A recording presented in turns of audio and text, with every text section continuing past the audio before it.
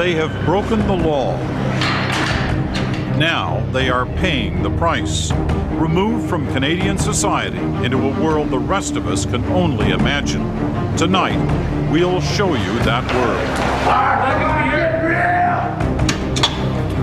From the special handling unit, where the most dangerous are held, to a minimum security facility that some say is too soft. A man who's never been in prison before. Others who will spend the rest of their lives in custody. The corrections officers who work the cell blocks, and the woman who manages the entire system. You will see it all as you've never seen it before.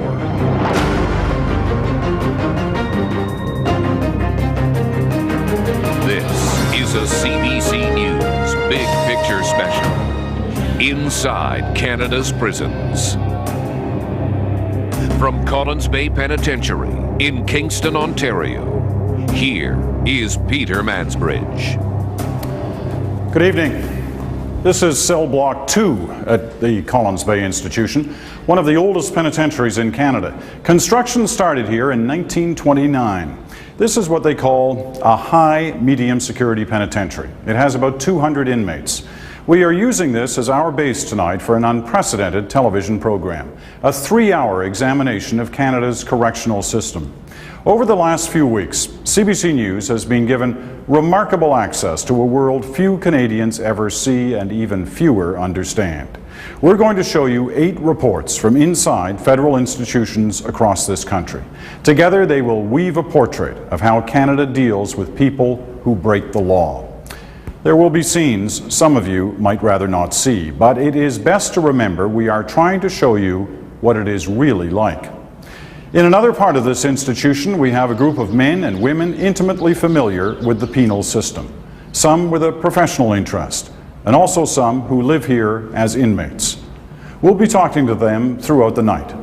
We begin with some facts about our prisons. They cost us, did you know this, about $2 billion a year. But what do we get for that? Here's Brian Stewart.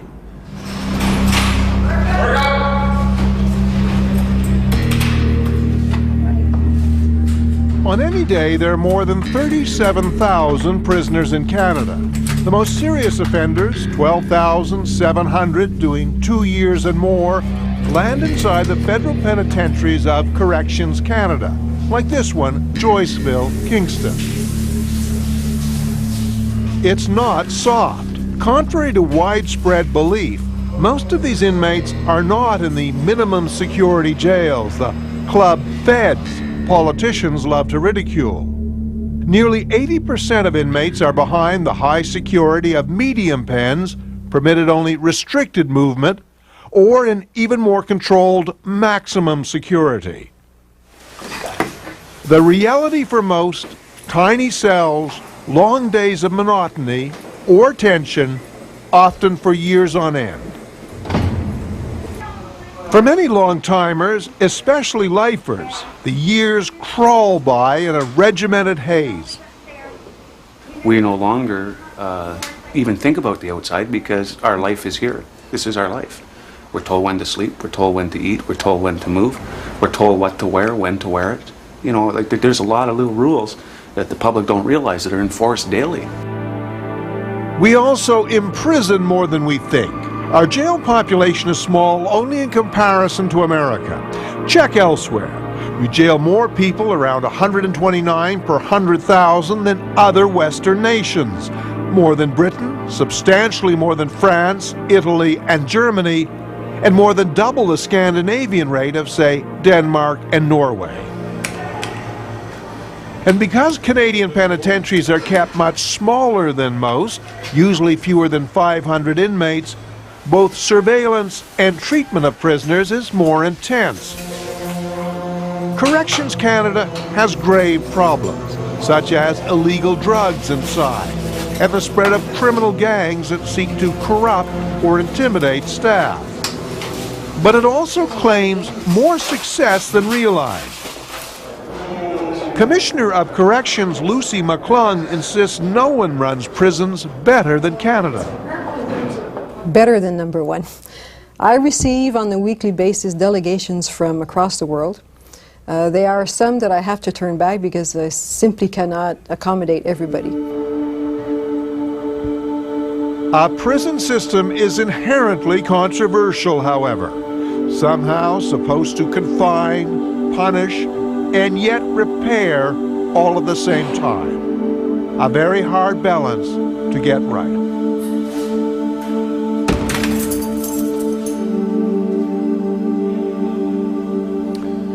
Well, we're now in the chapel of Collins Bay Penitentiary. We've assembled a group of inmates here and some correctional staff. We also have a group in the middle of it all. These are people we will turn to for expert observations. Time is precious to us tonight. We're not going to take any of it to introduce them right now. You'll get to know them as the night goes on. We also want to tell you our website has extensive extra material, including a tour of Collins Bay, and you can access that anytime at cbc.ca. We also welcome your comments at the address you see on your screen right now. We're live on CBC News World across the country and on the main network in Atlantic Canada. If that's where you're watching us now, we'd love to hear from you for this program. But we'll have more comment on tomorrow's National, so no matter where you're watching, please let us know what you think. Now, Brian Stewart is the National's senior correspondent. He's here on our panel tonight. You just saw a slice of his documentary overview. And Brian, not only in your report, but as we're going to witness over the next 3 hours, we've had remarkable access over these last few weeks inside the prison system. Why do you think we got it? Well, certainly because we asked a lot and kept going back and asking, but also I think the system, the Corrections Canada, realizes now that the prison system is part of society and has to be seen, warts and all. If they want to brag about what they do right, they also have to open those doors and show perhaps what they're not doing well, some of the problems they're facing. They're very anxious, I think, to give some applause to their own staff at times. They're very anxious to engage the prison system more with the community. That seems to be at least the objective. I think, as I said, all prison systems are flawed. They certainly know they are flawed. They have great flaws too. But you can't keep the doors closed, really, without your public having grave misunderstandings of the system altogether. And I think they're worried that the Canadian public really doesn't understand the correction system. And until something can be cleared up more, it never will. Okay, well, we're hoping to clear some of those misconceptions up tonight. We're going to start by meeting a man who just became part of the federal penitentiary system. He was arrested, he was tried, he was found guilty, and then he was sentenced to serve time. More of it than he ever imagined. Allison Smith followed him through the intake process. It's a process that it seems impossible to be prepared for. Entry to a world fraught with fear of the unknown. This is a journey of fear. Millhaven is notoriously tough and mean. Many have traveled this road. For every one, there is a gnawing dread of what's to come. Every criminal in Ontario sentenced to do time in a federal prison comes to Millhaven first. Echo 529. Right thumb. Go back into cage number 3, please. Neil Suter. The crime, possession of stolen property. Sentence, 2 years and 6 months. My first real feel of jail was that holding pen. I mean, they herded me down the aisleway and I went into this pen and I just felt like I was out of place. This was not, where I was supposed to be. And, I was afraid. Most there was fear, and just fear of the unknown. To even visit Millhaven is to pass into another world. Key control, open up the door, please. Maximum security, a gateway to the federal prison system. This is one of the biggest assessment centers in the country. Neil Suter is 34 years old. Educated, an auto body mechanic. Never been to jail before. Now, from a provincial holding jail, he's here, just trying to figure out how to do the time and stay safe. Have you got to know many of the guys around here? I'm not like a social butterfly or anything like that. I pick and choose who I want to associate with. How do you pick and choose? You just spend a lot of time listening. You just got to watch what you're doing, really. There are prison rules and inmate rules. The first, you do your own time. Keep your nose out of other people's business. Don't ask questions about another con's crime or time. especially in assessment. It can take up to 3 months. Everyone's watching you. One scrap, one wrong move, and Neil could blow it. Here is where they determine where you go. If you have incidents on your record of violence or something like that, you know, stemming from fights or whatever the case, you know, arguments with the guards or whatever, I mean, all that goes on your record. Should your behavior deteriorate, this can be revisited. Neil is a low-risk offender. Still, his prison parole officer, Bonnie Clark, is trying to figure him out, wants to be sure. She'll recommend where he'll serve his time, the counseling he'll get. His prison fate is in her hands. You know, I thought it was a property offense, and it being a property offense, it wasn't as serious as any other type of offense. You know. Neil ran an auto body shop just outside London, Ontario, most of it legitimate business. But he also bought stolen vehicles, fixed them up, repainted them, changed them enough to resell them. In January, he pled guilty to 13 counts of possession of stolen property. Even so, he never thought he'd end up in jail. January 22nd, plus 10 days. Dearest Carol, it's a struggle to force myself to do the daily things of one's existence as I combat frustration and depression.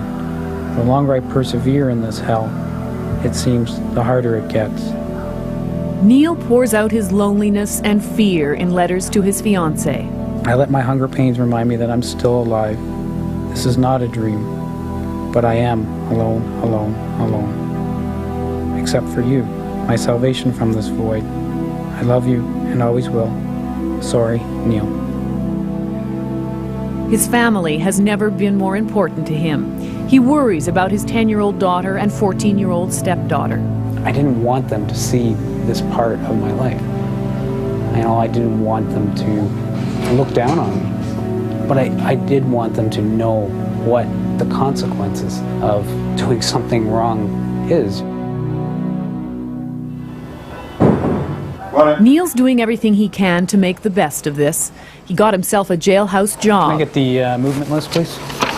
It gets him out of his cell, looks good on his record, helps with that minimum security classification. We're cons, just like you are. Our job is to be liaison. We're to, you know, between the inmates and the coppers. Just a few weeks in, he's a unit clerk doing prison orientation. Every night at 7:30 they do a stand-up count. The reason they do that now is they had a couple guys OD. They didn't know until the next morning. They were lying on their bed. They thought they were just sleeping, right? So every night now, 7:30, you got to stand up for a count. It's oppressive routine, even for meals. Tells me it's soup. Yep. The food here is very repetitive. It's the same schedule. Day in, well, week in, week out, it's the same thing. Salt, pepper, and what I thought originally was mayonnaise. I grabbed a package of this, and turns out that it's condoms. There aren't many left in there. No. Some people said to us, you know, things like, you don't whistle, you don't sing, you know, there's some words you don't use, you don't talk to the guards. Are there things like that that you figured out that... The whistling one's kind of interesting. When I was in the detention center, my cellmate, he'd been through the system many times. One day I was sitting in the cell and I whistled, right? Oh, just about jumped down my throat, right? His explanation was whistling is for the birds. The birds are free. We're not. You don't whistle. It doesn't take long to decipher the inmate's code, but for a first-timer, still learning the rules, uncertainty feeds fear. What are you afraid of most?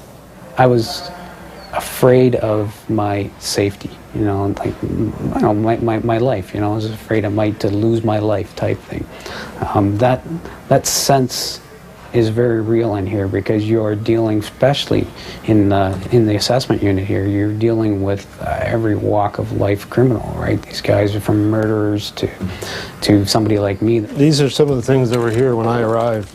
Basically, they were found in the cells or in the shops. Yves Delorier is Millhaven's preventive security officer. For every weapon that ends up in his collection, he knows there are countless more. What's this? This is what we call, or the inmates refer to as a shiv. It's a brush handle. It's been melted so that a nail could be fastened to it. Wow. Yeah. Yeah, so the inmate can have that sitting in his cup on top of his shelf, and unless you pull it out and look at it, you'd never know it was a weapon. Does it get used often? Probably more than we know. Do I have one? I have my security blanket, and I usually wear it 95% of the time. And it's not a measure of anything. All right. But it could be, right? You know, it's a pen. But it could be used, right? Yeah.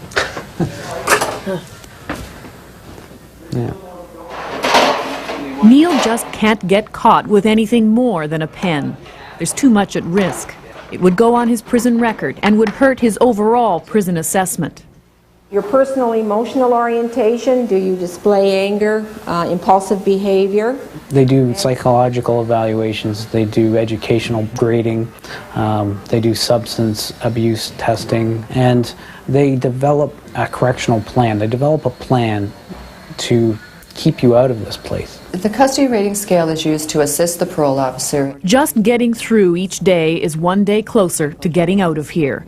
Not out of jail yet, but out of this place, Millhaven. Bonnie Clark, his parole officer, has completed her investigation of his case. Neil, to summarize, custody rating scale recommends minimum security. The security classification review recommends minimum security. And that's the recommendation that I will be taking to the Pen Placement Board within the next couple days. Later, Steve. Neil Suter's done what he set out to do, get out of Millhaven intact to serve his sentence in a minimum security prison. See you later, Hollywood. Yep. But this is what he'd only dreamed of. Okay, Suter, being released on bail. Here's your fax here. Bail. Just days after getting word he'd be transferred to minimum security, he's going home for a while. Jane Crosby for End Control, we're on our way up with the offender. He's appealing his sentence, and he'll be out until the appeal is heard in July. It certainly feels like spring. It'd be easier coming back because I know what to expect now. The unknown factor is no longer unknown. Hello. It's a sweet but bitter victory because I know I'm going to be coming back. Neil Suter, a free man while he appeals his sentence. He'll be online at cbc.ca after the program to talk about his experience. Right here, we'll be talking about his arrival at corrections and find out if the assessment system works. But first, this short break.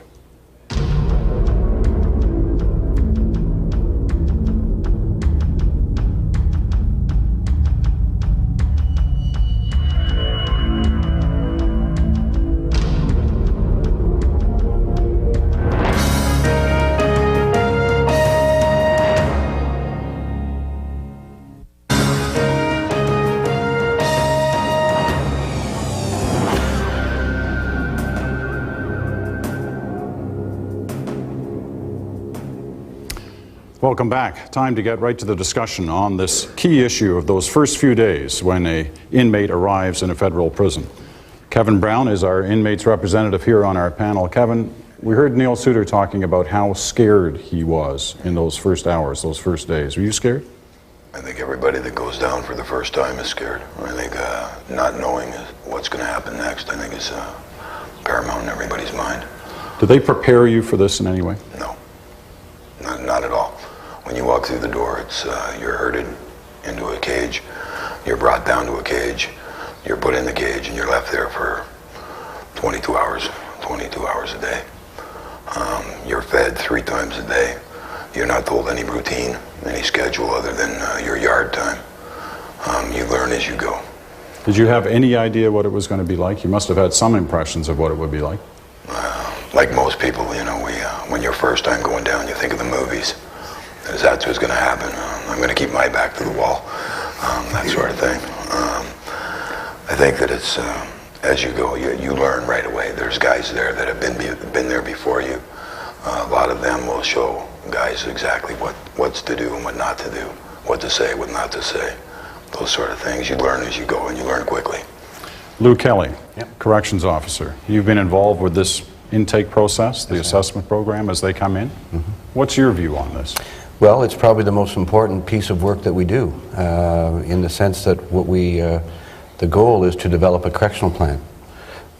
We gather up all of the information that we possibly can gather on the individual, judges' reasons for sentencing, information from the province if they've served previous time, and to identify what their program needs are so that we can develop what we call a correctional plan that will enable us to identify and provide the programs that they need. Is this before they arrive or no, after they arrive? After they arrive. So there is this sort of period, as Kevin Absolutely. talks about, as Neil talked about. It's a very difficult time. It's a very difficult time because there's an element of the assessment process. There's a queuing up of people coming in, and so there is a substantial amount of downtime associated with that process. All right, Randy White is an Alliance MP and a critic of the Solicitor General's Department. Is it tough enough these first few days? Well, Peter, I think we have to look at Neil's situation. It was his first conviction, perhaps, but it certainly wasn't his first time he was involved in crime. And he says he's on a journey of fear, and he fears for his safety. I'm glad he is. I hope he's so scared that he doesn't want to come back to prison. He's, as you saw, he was released fairly early, and he was just doing a little over 2 years. And I hope he gets it indelible on his mind that this is not a nice place to come from. I'm scared when I come here, and I'm going to obey the law when I get out. So are you saying you like it the way it is, or you'd like it even tougher? I think it's good that he's scared. I think it's great, and I hope Neil wants to get back out and stay out and not come back into this. All right. Well, one of the inmates in our audience wants to have a say on this. Go ahead. No disrespect, sir, but to me that's a typical Alliance approach to this situation. There's a lot of inmates in this institution here. You're talking about assessment at Millhaven that shouldn't be here. Maybe they're here because they're young. I don't know exactly how the assessment works, other than there's a lot of people in here that should be in minimums, and perhaps because you go through one intake officer there will look at your case when it should be maybe 5 or 6 different intake officers look at one inmate's What are you case. saying? They don't know enough about you when they make the decisions? I'm saying there's not enough people looking at the individual's case. Usually it's depending on maybe 1 or 2 people. There should be a lot more people involved in this assessment over at Millhaven. Lou Kelly? Well, in fact, there are a number of people involved. It's a multidisciplinary team approach. There's a parole officer, but it also includes psychologists, the input from correctional workers. It's very much a gathering up of information from various sources. Okay. Anyone over here? Yeah, I know that our society is information-based, and what we see on paper, we believe. If we see this on paper, we believe this. But the problem with that is there's a lot of information that's not on paper, and that needs to be looked at also. But what do you mean? What are you trying to tell us? What I'm trying to say is that, like, with every human or every being, there's a lot of factors involved, and we're dynamic creatures. We're not just static. And to just label people a certain way, a certain being, is very labeling in itself. All right, we're going to give the last word to Randy White here on these points. You're hearing from the prisoners themselves. Well, the individuals talking are talking about the process involved, and I can't speak for the process within the walls, but my comments are directed at Neil's situation. Neil's lucky in a way. He's got a little over 2 years to serve in a penitentiary. I hope Neil gets out and stays out, and the way to do that, if he was scared and apprehensive, which I suspect is normal, as Kevin says here, I hope he is scared enough to say, I don't want to go back to that, I'm going to change. Okay, we're going to leave that discussion on the floor there for now, because we're going to move on our big picture. Next, women behind bars. These men have access to everything, walk around whatever, and we're just like stacked in a warehouse.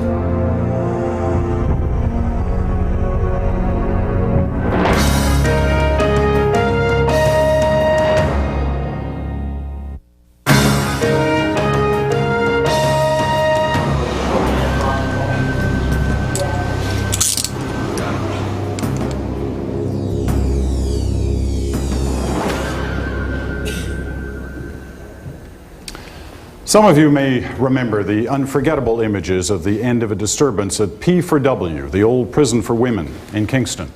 That prison was shut down shortly after Canadians first saw the pictures, which left the Corrections Service trying to figure out what to do with maximum security female inmates. The solution, housing them in male institutions, has stirred white-hot controversy. Here's what Anna Maria Tremonti found at the Saskatchewan Penitentiary in Prince Albert.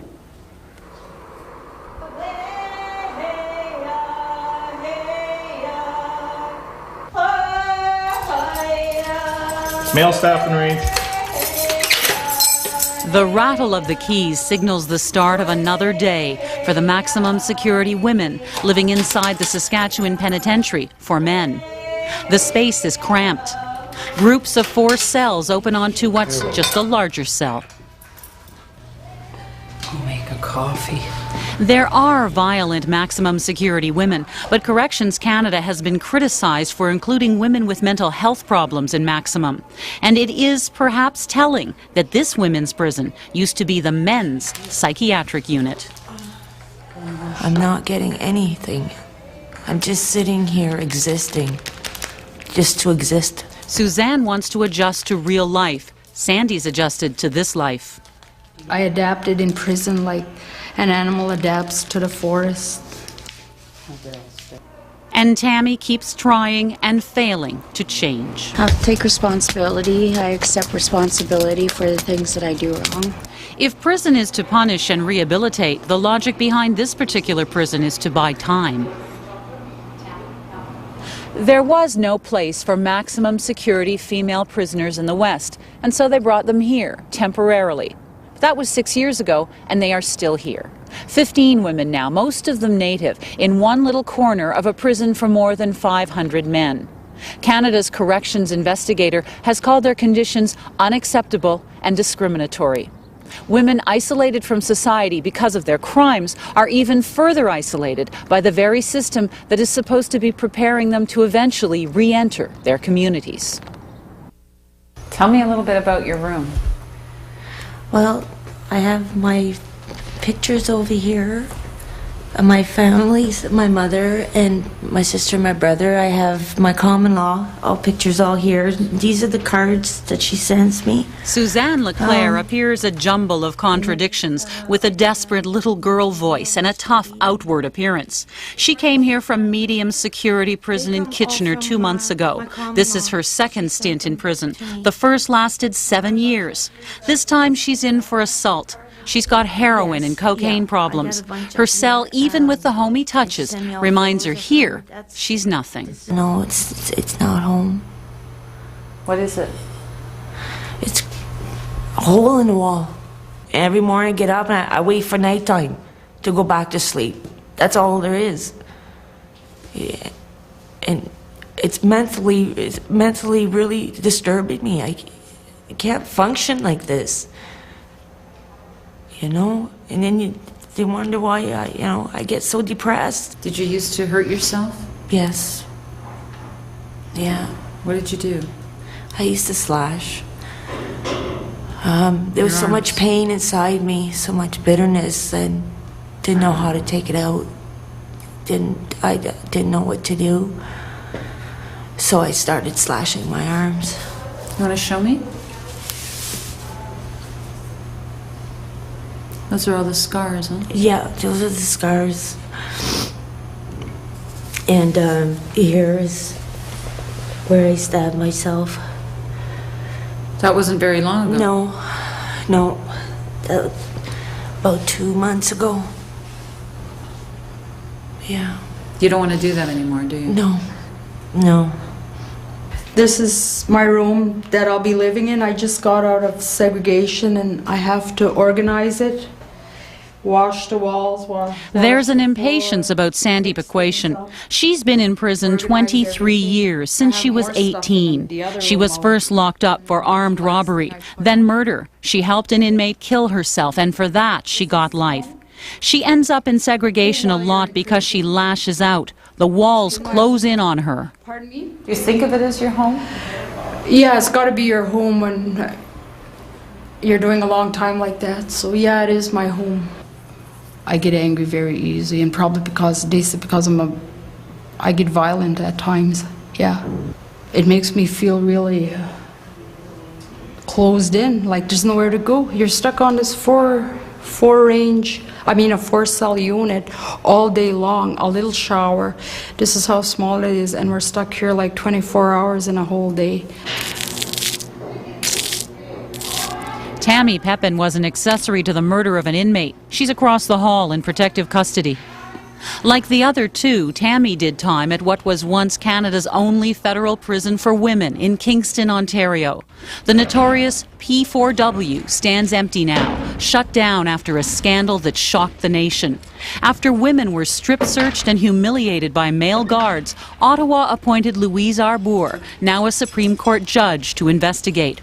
Her report led to the transfer of all women to less restrictive institutions. But after several violent outbreaks, some women were sent to more secure male prisons. Even the Deputy Commissioner for Women, Nancy Stapleforth, admits it's not the scenario she would have chosen.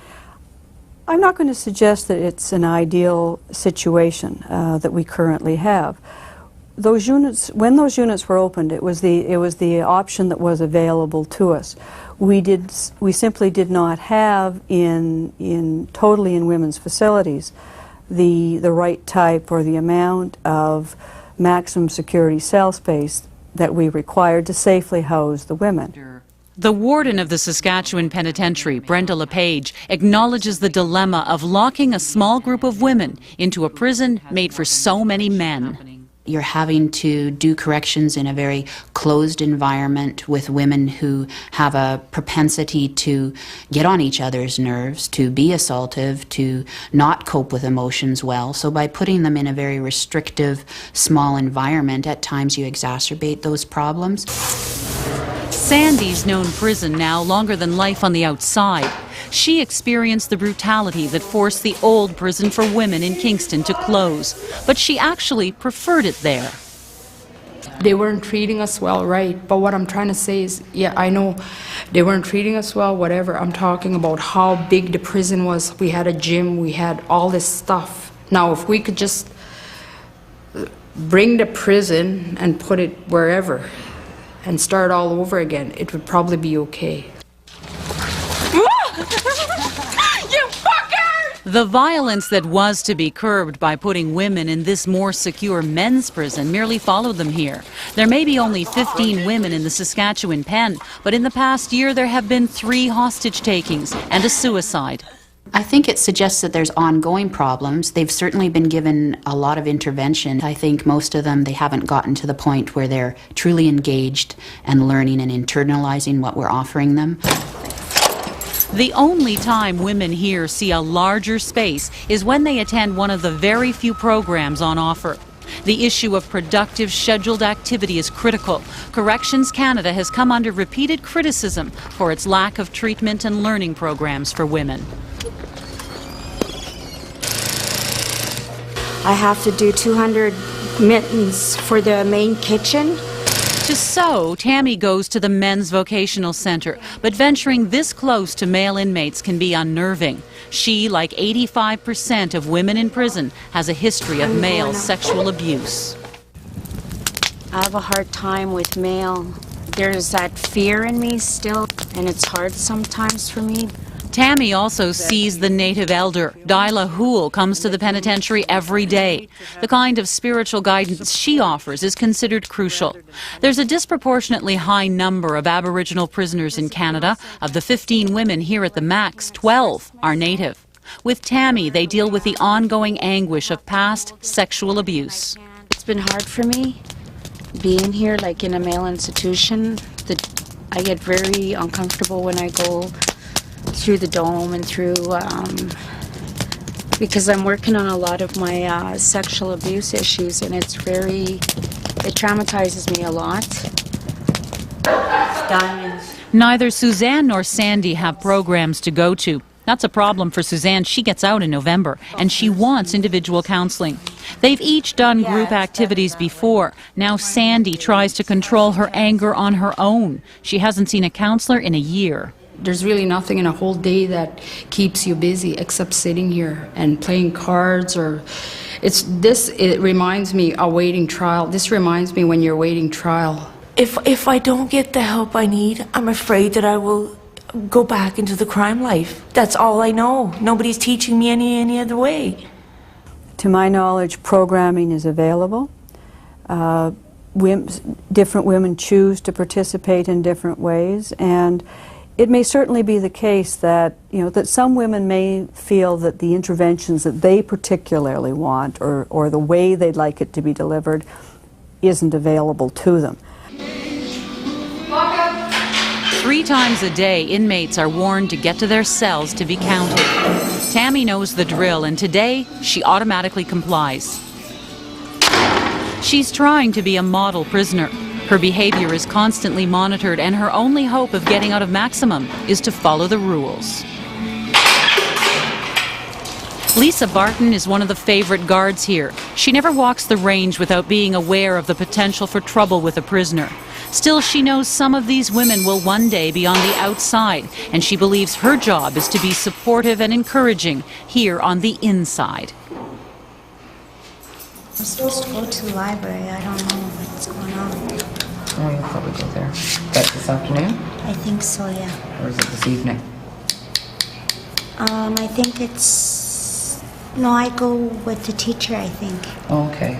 But if not, I'll be going back to clerk hand. Because it's such a small unit that you're constantly interacting with them, and you're constantly talking to them, and women have far more needs, and women are, I mean, this sounds really, but women sort of have to have control of their lives, and just they sometimes fight it at the wrong time and to take control, and that's where we come in, and we try to empower them and give them choices to make in their lives, and it may not be 2 choices they like, but it's still choices.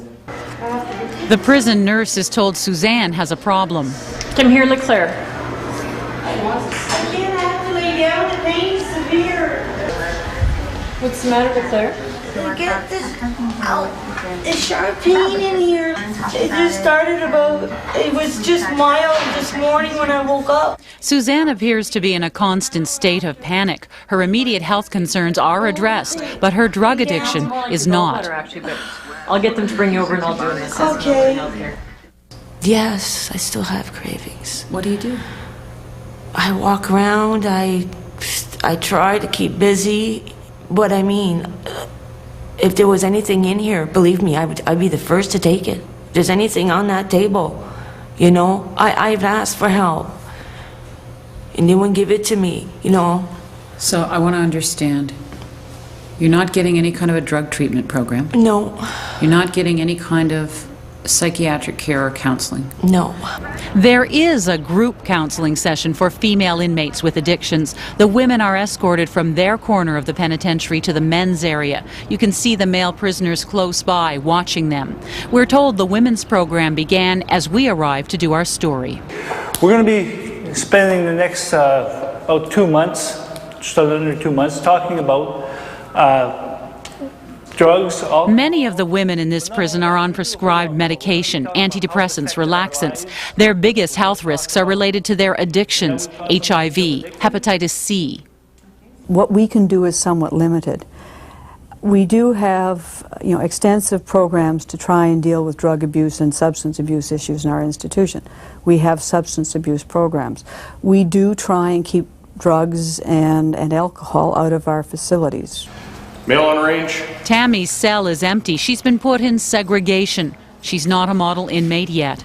Madam Justice Louise Arbour's former commission recommended segregation fall under judicial review. 73 to 71, I'm on my way off the range right now. Corrections Canada never agreed. Another reminder of just how closed in this women's unit is. Food is brought from the men's side and the women pick it up. Not everyone may consider this enclosed space to be punishment enough, but these women surely do. I try to make the best out of each day, but I don't think about tomorrow. I just live for today. I grew up in the dark side of the world. I call it dark side of the world. I don't know the bright side. you know? That's all I want. It's to be normal, to fit in society so society can accept me as I am, you know, as a person. I am, but still a person. Lock up! Some women may never know a life other than this one.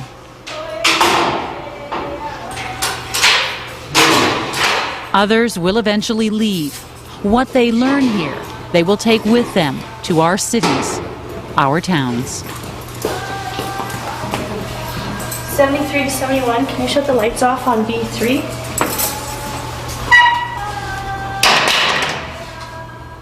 Well, we have a room full of people anxious to talk about what we've just witnessed, and we'll start right after this.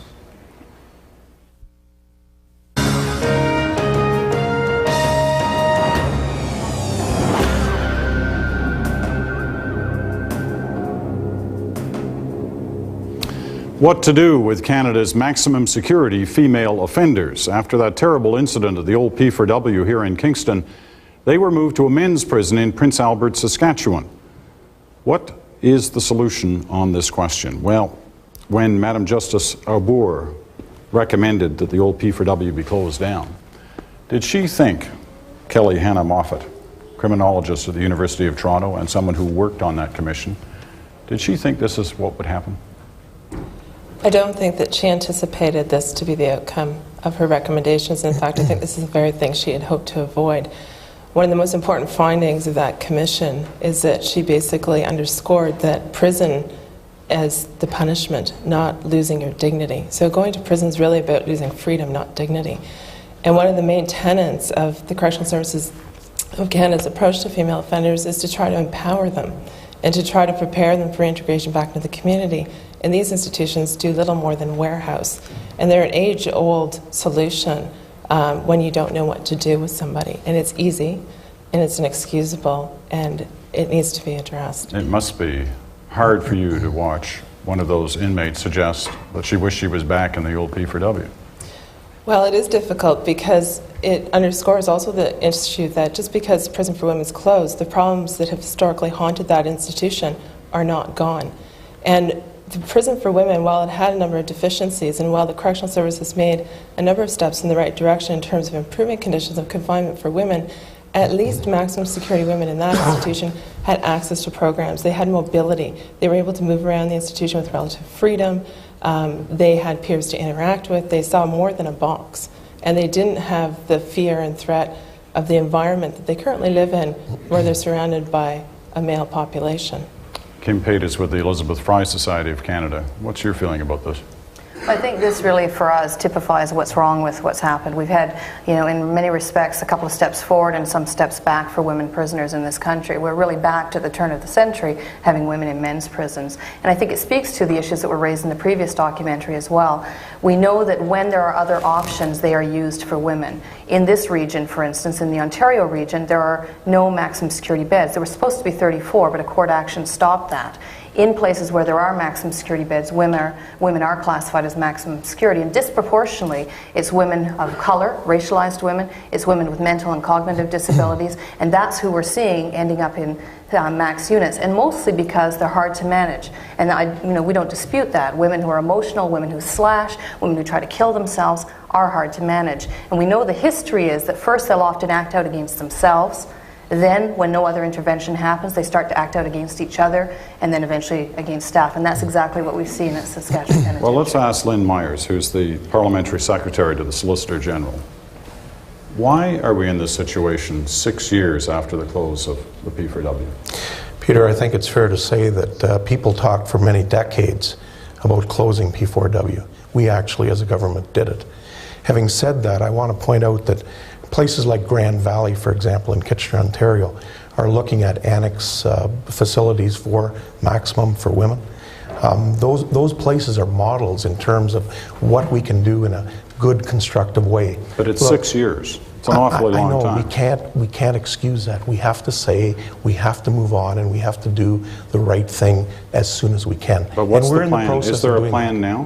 What can you say to those women about when they'll be leaving Prince Albert? Well, I can't give definitive times, but what I can say is that we are in the process of putting those kinds of facilities in place. Because, as has been pointed out, there's a lot of issues of self-esteem, there's a lot of substance abuse programs that need to be in place, psychological programs and other things. These are important things that we as Corrections Canada, and more to the point the government, are prepared to do, and we have to do it. Okay, a brief comment from one of the corrections officers here in the audience. Oh, yes, Peter, my name is Roy Tremblay. I'm a CO2 officer at Joyceville Institution. The only comment I'd like to make on this was where it stated about the female offenders were humiliated by male guards, etc. like that. I think what has to be put into context is the staff did a very difficult job given the training and the direction that they had at that time, and I don't think it was the deliberate intent of those staff there to cause any humiliation. They were given a job to do, they went in and did it, whether it was right or wrong, and that came out in the Arbor Commission inquiry, but it was not something that was done by staff, it was done deliberately. All right, we're going to leave one. Unfortunately, we're going to have to move on, but we appreciate that comment, as all our comments here so far. Our first hour is just about over, they tell us, but we have much more ahead. We'll show you the pressures that can crush correctional officers. You probably call them guards. You'll see the inside of a minimum security facility and the toughest penitentiary in the country as well. So don't go away. We've only just begun.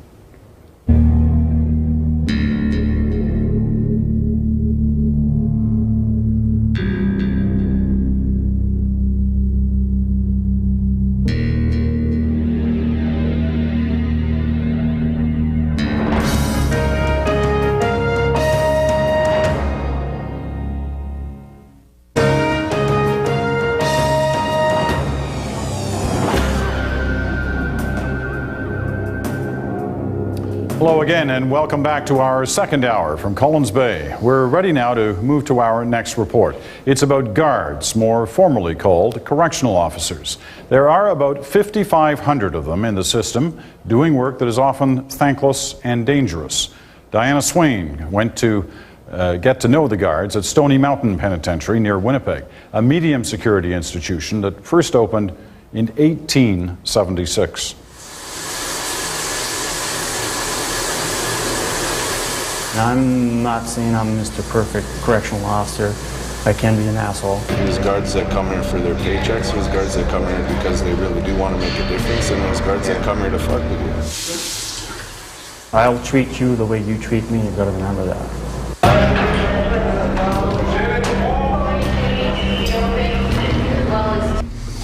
We tell them when to eat. We tell them when to go to bed. We tell them when to lock up. We tell them where to go. And that's not something that's easy for them.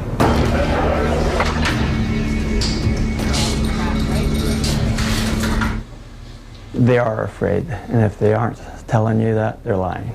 Love you. Bye. Bye. He begins his workday like anyone else. It takes about 40 minutes for me to get from my home to this institution. You've got 40 minutes to think, to prepare yourself. Gilles Guillasson is a correctional officer at the medium security prison called Stony Mountain. And then you see the institution sitting there. You're wondering, okay, is this going to be my last day? Am I going to walk into something that is totally innocent and turns ugly? We found a shiv. What else did we find? Hacksaw blade. Hacksaw blade. Break it off, attach it onto a stick. You want to get it. You think about those things. What greets Guillasson today is a full lockdown. Tell them open 14! Officers are searching every inmate, every cell. Some billiard balls have gone missing from the rec hall. A knife has been smuggled out of the kitchen, hidden somewhere by the inmates. Officers believe rival gangs are preparing for battle.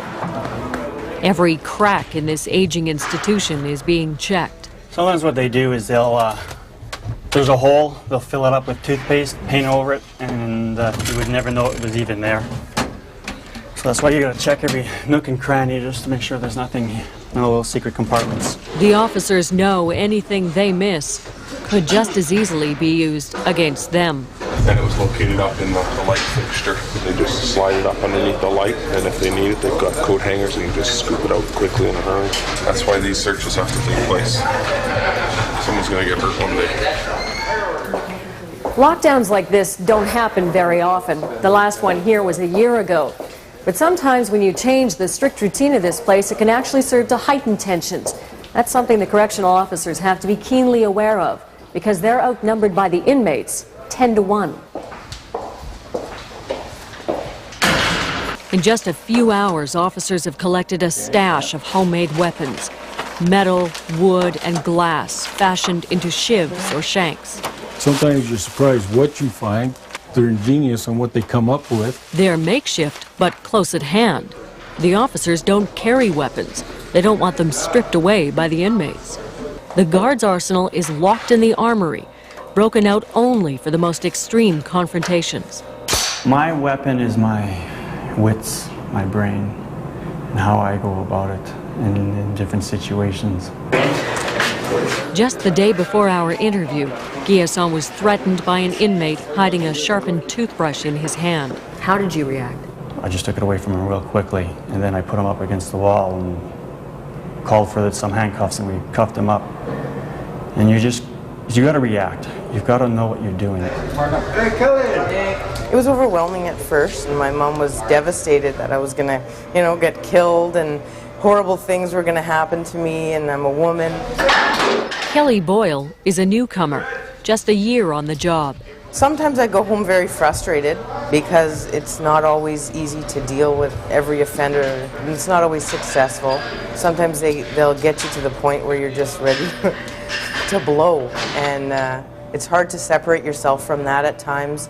Other times it's very rewarding. A lot of it just standing around watching things. And this man has stood guard over a lot of inmates. John Shaw has been a correctional officer for 28 years, a milestone unsurpassed at this prison. I think of myself as probably the toughest screws that ever walked the floors of Stony Mountain. This career correctional officer is convinced the public has no idea what he really does. They watch a lot of American movies, and they think we run around armed to the teeth with the sunglasses on, that you only see one way, and we occasionally beat them up for something to do, but the general public, I think, has very little idea of what actually goes on inside.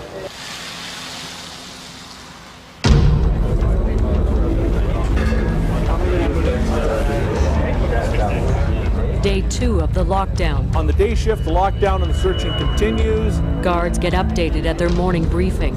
The inmates remain locked in their cells, their normal prison freedoms suspended. It can be stressful because a lot of tempers get flared, so a lot of guys get angry. They don't like it. The bottom line is they don't like it. And sometimes it'd be like police coming into your house and tearing everything apart and saying, okay, put everything back and just move on. Fucking stepping over my bed, those fucking pigs. I could go fucking step on their bed, fuck.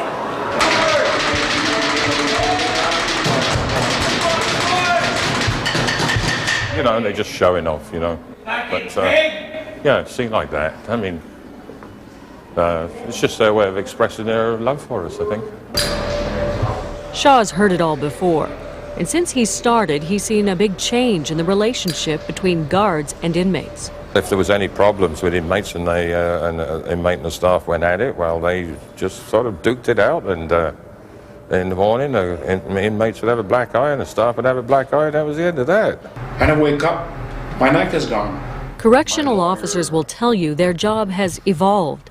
No longer simply the key holders, officers now play an active role in rehabilitation through counseling and one-on-one casework. Holy, that is really good. They should all be given a chance. Everyone should be given a chance. But prison life has evolved too, with new threats. Wires, hook onto a needle. Tattooing. This tattoo needle may seem harmless, but it can transmit potentially fatal diseases from one inmate to another, or to an unsuspecting guard. I felt something jab me. I looked down, I saw a little bit of blood, and I opened up the bag, and I saw a needle. 4 years ago, Guillaume's hand was punctured by a needle seized from an inmate's cell. It sent him on a year-long odyssey of prescription drugs, tests, and a gnawing fear he would contract HIV. First month was hell. Thinking, am I going to infect my wife? Am I going to infect my kids? The tests have always come back negative. And yet what was a terrifying experience is what Guillaume says motivates him to stay. What was another fellow officer gets stabbed with a needle, and he goes through the same thing that I went through? Who's going to be there for him? Who's going to be able to help him out? If I'm able to give that back to somebody, then yeah, it's worth being here. Being there can also mean protecting your fellow officer. Because when violence erupts here, it can be deadly.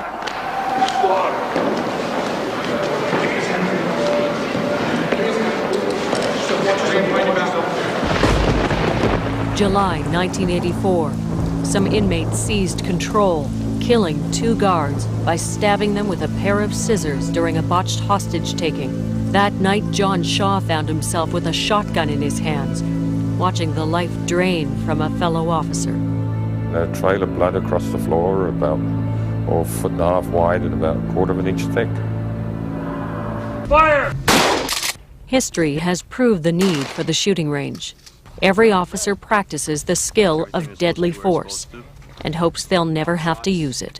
Pray that we don't have to go through it. Understanding that what comes after it is pretty traumatic, so I wouldn't want to go through it. You've been threatened. You've been stuck with a needle. You've had to be tested for HIV. That's a pretty high price to pay for a job. Not really. There is that underlying fear that something could happen. You've got to be able to put that behind you. If you don't put that behind you, I don't know how long you'll last. It's a well-known fact that the inmates only let us run it as long as they want us to, which is true. They can take it any time if they were organised, but they can't get out. They can't get over the walls. So anything good happened at work today? Still in lockdown. Sometimes I'll admit to you, I do take it home. I mean, I can't just leave that behind. I mean, if an incident happened here and I have to talk to somebody, who better to listen to me than my wife? I always have people asking me the same question, like, aren't you afraid? And I say yes, but I mean, you deal with it, you learn to deal with it. You take the good and you take the bad and you put it all together and you prepare yourself. That's what you do.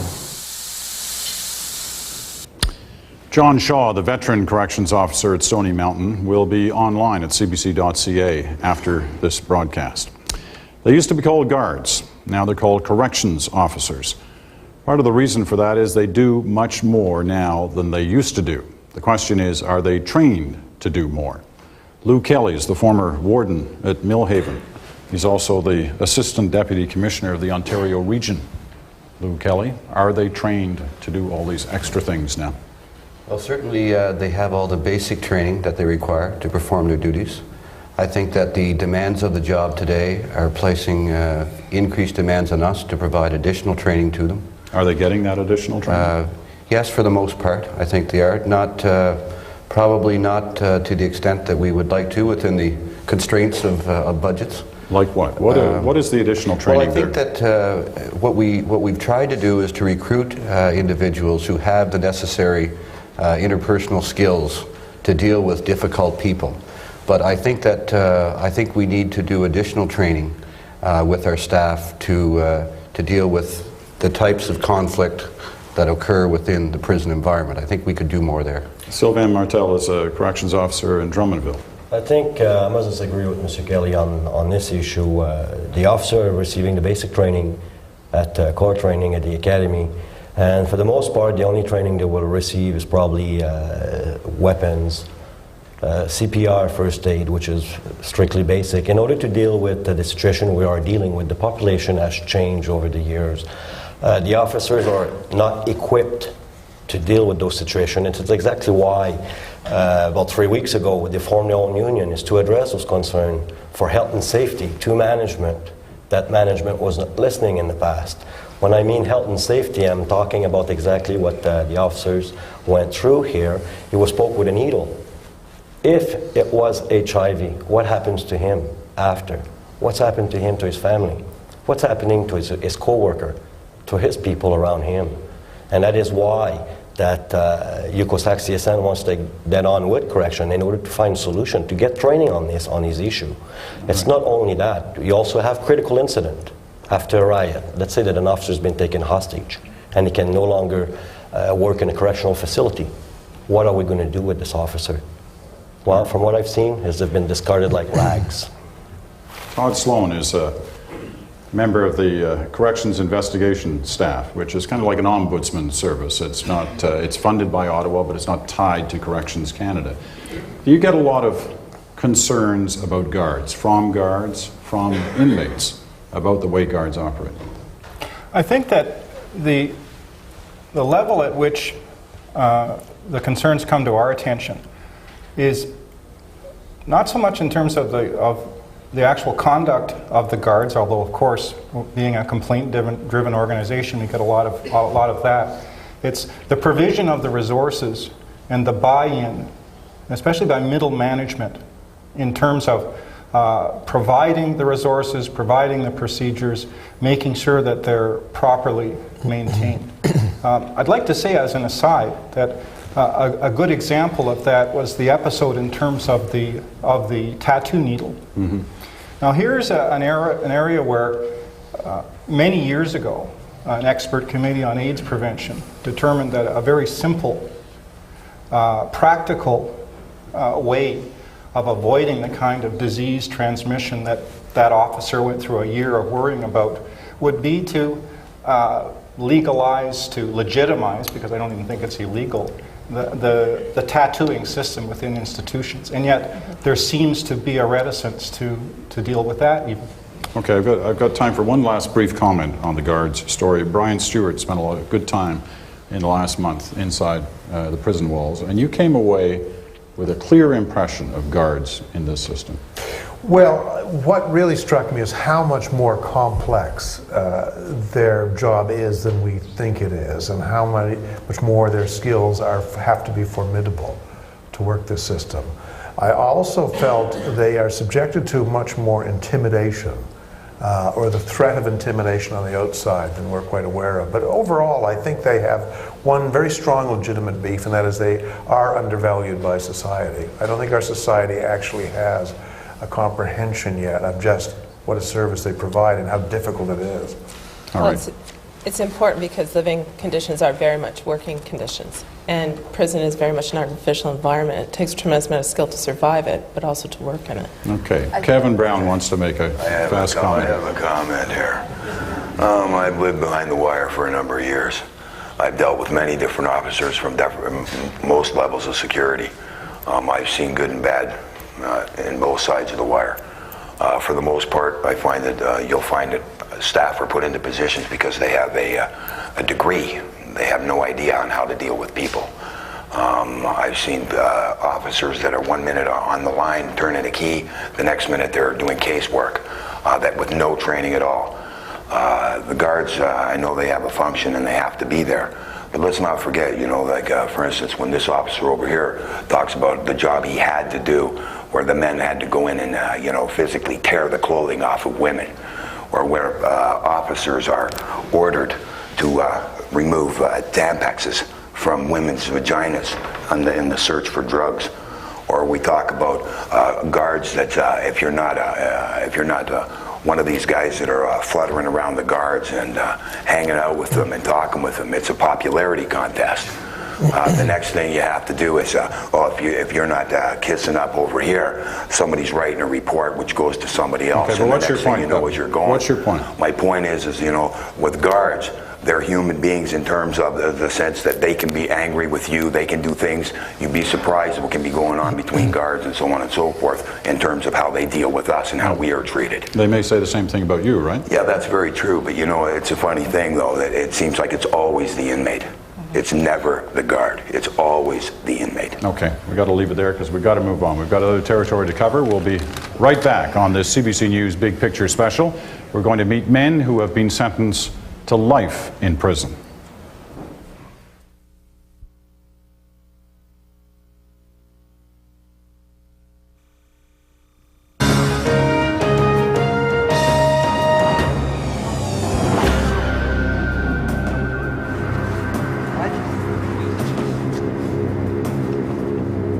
Here's a statistic you may find surprising. Almost 25% of all federal inmates have committed homicide. That's more than 3,000 people.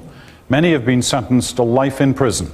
This is an especially difficult group for corrections, where the balance between punishment and rehabilitation is hardest to find. Ralph Ben-Murgy went to Warkworth Penitentiary in Eastern Ontario to find out how lifers do the time.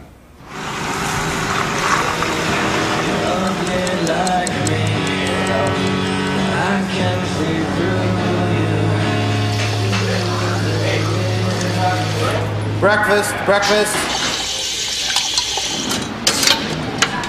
This is Warkworth, a medium security institution. In Max, you spend most of your time in lockup. Here, you can move around. 1 in 4 inmates is doing life. This is the story of 2 of those men. I think about how avoidable the whole thing was. I think about his family and some of the people that we shared commonly as friends. It was a drug deal gone bad that got Dave Morrison here. Morrison and another man went to meet 2 other guys on a lonely road in Burlington, Ontario. When it was over, one man lay dead, beaten and shot to death. The other was paralyzed by a bullet and left on the road in a pool of his own blood.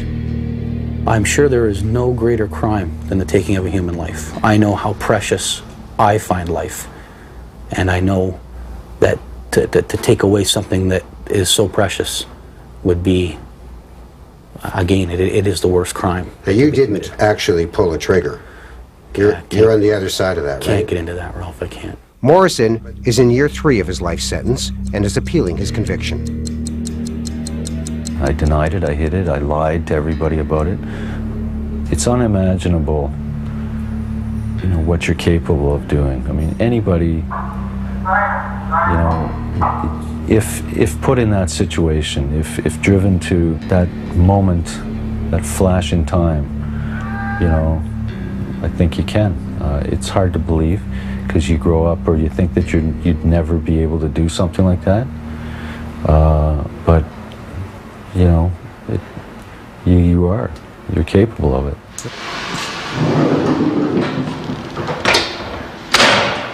It took Wade more than 10 years in prison to admit that he had in fact murdered his victim. At the age of 38, Wade's an old-timer in the lifers community at Warkworth. He's over the hump, as he says, in the 13th year of his life sentence. For Wade and Dave, those are their crimes. This is how they do their time. I'm the senior clerk at the manufacturing site here. There you go. Yeah, see, there's the stuff there. We manufacture office furniture, a lot of custom cabinets. Lately, we're doing a big project for the government, kiosks, information kiosks that are going across the country. It's a fairly big operation. Gone are the days of stamping license plates. Under the name of Corcan, inmates across the country produce an array of products and make the government $20 million a year. What the inmates make and what they do with it is another story. I make $1 an hour like everybody else does, or it works out to about $6.90 a day for a 7-hour workday. And then you gotta go buy all your own stuff? What do you buy with that? Tobacco, stamps, juice. I just found out about continuity today. Today is payday, so one of the stops this morning is the canteen. Can I get 180 yolk card and Farmer Plus baby powder, the big one? No cash here, too much potential for trouble. Next number, please. They just have credits in an account controlled by a fingerprint scanner. 5 export A and 20. The number 1 purchase is cigarettes. Anything else? That's it, guys. Just about everybody here smokes. But it's about more than nicotine. The Hollywood version of jail, which is what we all grew up with, is that cigarettes are money. That if you want something, you say, I'll give you so many cigarettes for that. Is that one of the truer or non-truer expressions of a cigarettes? Tobacco is the vehicle of commerce, I guess, in any institution. Yeah. Having a smoke is a small pleasure. If there's some freedom, it's tempered. You don't work, you stay in your cell. Count up, close your doors, stand up, count time. Just before noon, another lockup.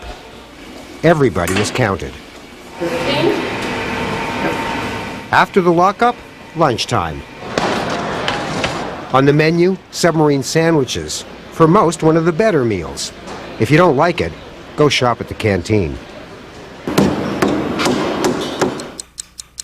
Okay, so you're starting to see how it's all calculated. Like the rest of us, you finish a hard day's work and you head home. Except here, they check to make sure you actually arrive. A quick check of the in-house cable to see what's for dinner. Yeah, I'm going to skip the deep fried fish and the roasted potatoes. Dave takes a pass on tonight's meal. He usually does. Time to improvise. The boys grab what they can. Onions and peppers from Dave's pal Terry. He grows them in the prison garden. Needs salt. Getting there. Their food, made their way. All right, boys, we don't stand on tradition here. My hands are clean. Dinner is served. Well, we lack in table manners, we make up for in culinary skills, right? So. After dinner, you've got choices. Back to your cell, out in the yard, or wreck up.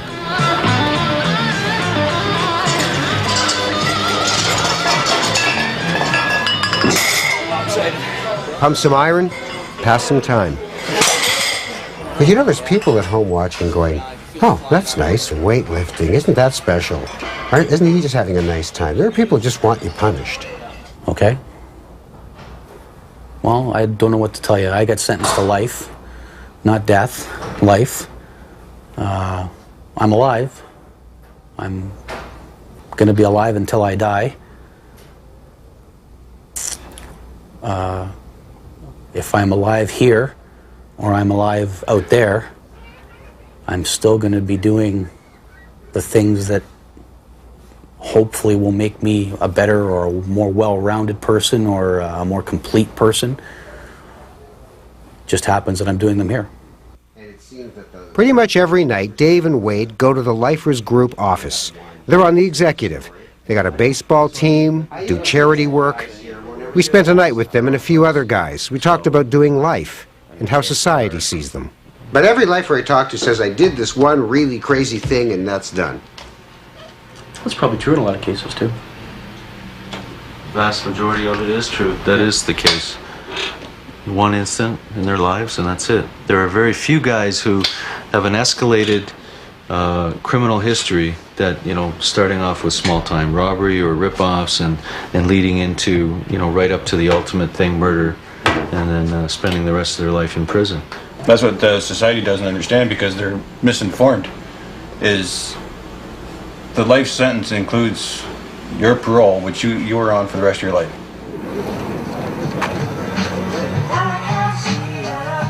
Nobody, I don't care who it is, can go through something like this and say that they weren't affected by it. See you guys in the morning. And, you know, be remorseful, whether they admit it or not. When they're alone with themselves, they can't understand it themselves. And it's a life-altering experience. You're not the same person the moment after it happens. And from then on, you either, you know, you can either become worse or become but you a better could become person. worse, or you could decide, you know, that wasn't so bad. Some people do. Some people do. And Well, how are we supposed to know which one of you is the guy who doesn't think it was so bad?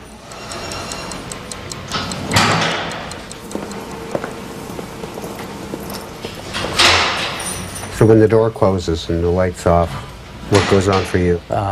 That's your time to reflect.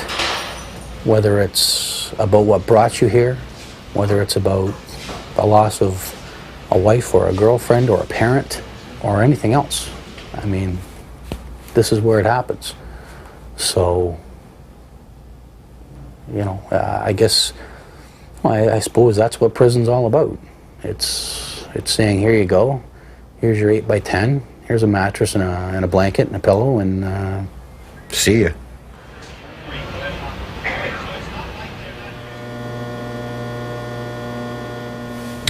Now, I'd venture a guess that Ralph is right. A lot of you are probably saying, hard time? Is that hard time?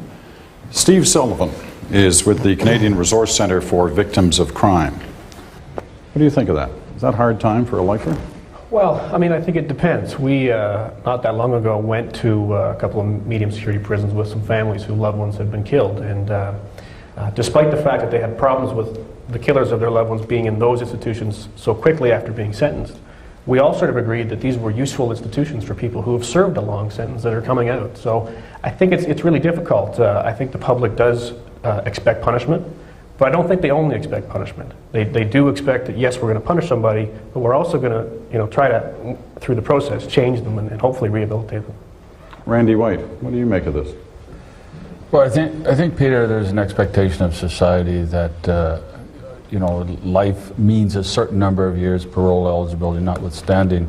And certainly among victims of crime, there is an expectation that life means a long period of time.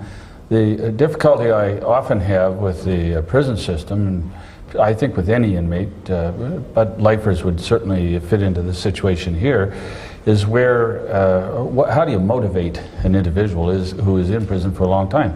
I think the prison system today tends to warehouse people. And I think that just makes for longevity, long days, long weeks, and so on and so forth. And I think the prison system's got to do better in terms of motivating individuals to be occupied in productive things. Lynn Myers, do you have any disagreement with that? Oh, I sure do. I think that there are all kinds of programs, lifelong learning, educational things. I toured today and we saw with Corcan doing tanks for the National Defense people.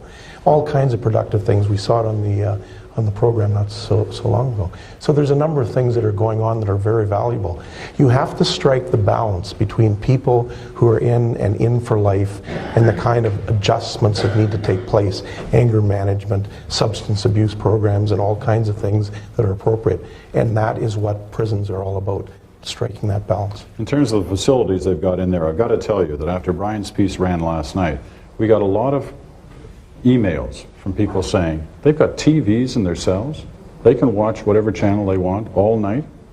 Is that appropriate? No, you have to, and I think a program like this is very valuable to educate Canadians to understand what it really is like in a prison, because it's tough. It's not a nice place. And people who believe that, I think, are really kind of buying into the mythology of the club-fed mentality, which is not at all the case. This is a tough situation for a lot of people, many of whom are here tonight. And it's a tough road to hoe. And the correctional officers who do their job, and I know, Kevin, you may disagree with me a little bit on this, but they do a darn good job for us, bottom line. And Canadians need to respect that. Okay, we're going to stop you there. We'll get to Kevin and the others a little later, but you've raised an interesting point that we're about to get to. But first, before we take another break, let me tell you that we'll have lifers online at cbc.ca right after the broadcast. Next, inside a minimum security facility. Is it as soft as some say? I think, why are they there? The prison, you're there for a reason. I don't think that necessarily that you should have as much freedom as the next person because you're there because you've done something wrong.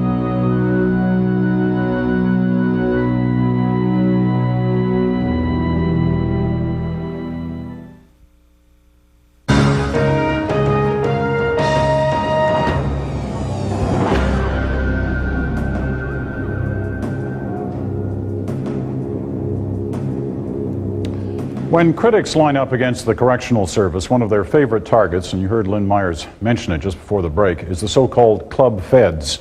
These are minimum security facilities that house inmates who are not considered risks to escape or likely to harm prison staff or other inmates. To some outsiders, it looks as if criminals are serving their sentences in rather cushy surroundings. The punishment is not nearly harsh enough, they say. Wendy Mesley takes us inside one of these minimum prisons. It's Westmoreland in New Brunswick.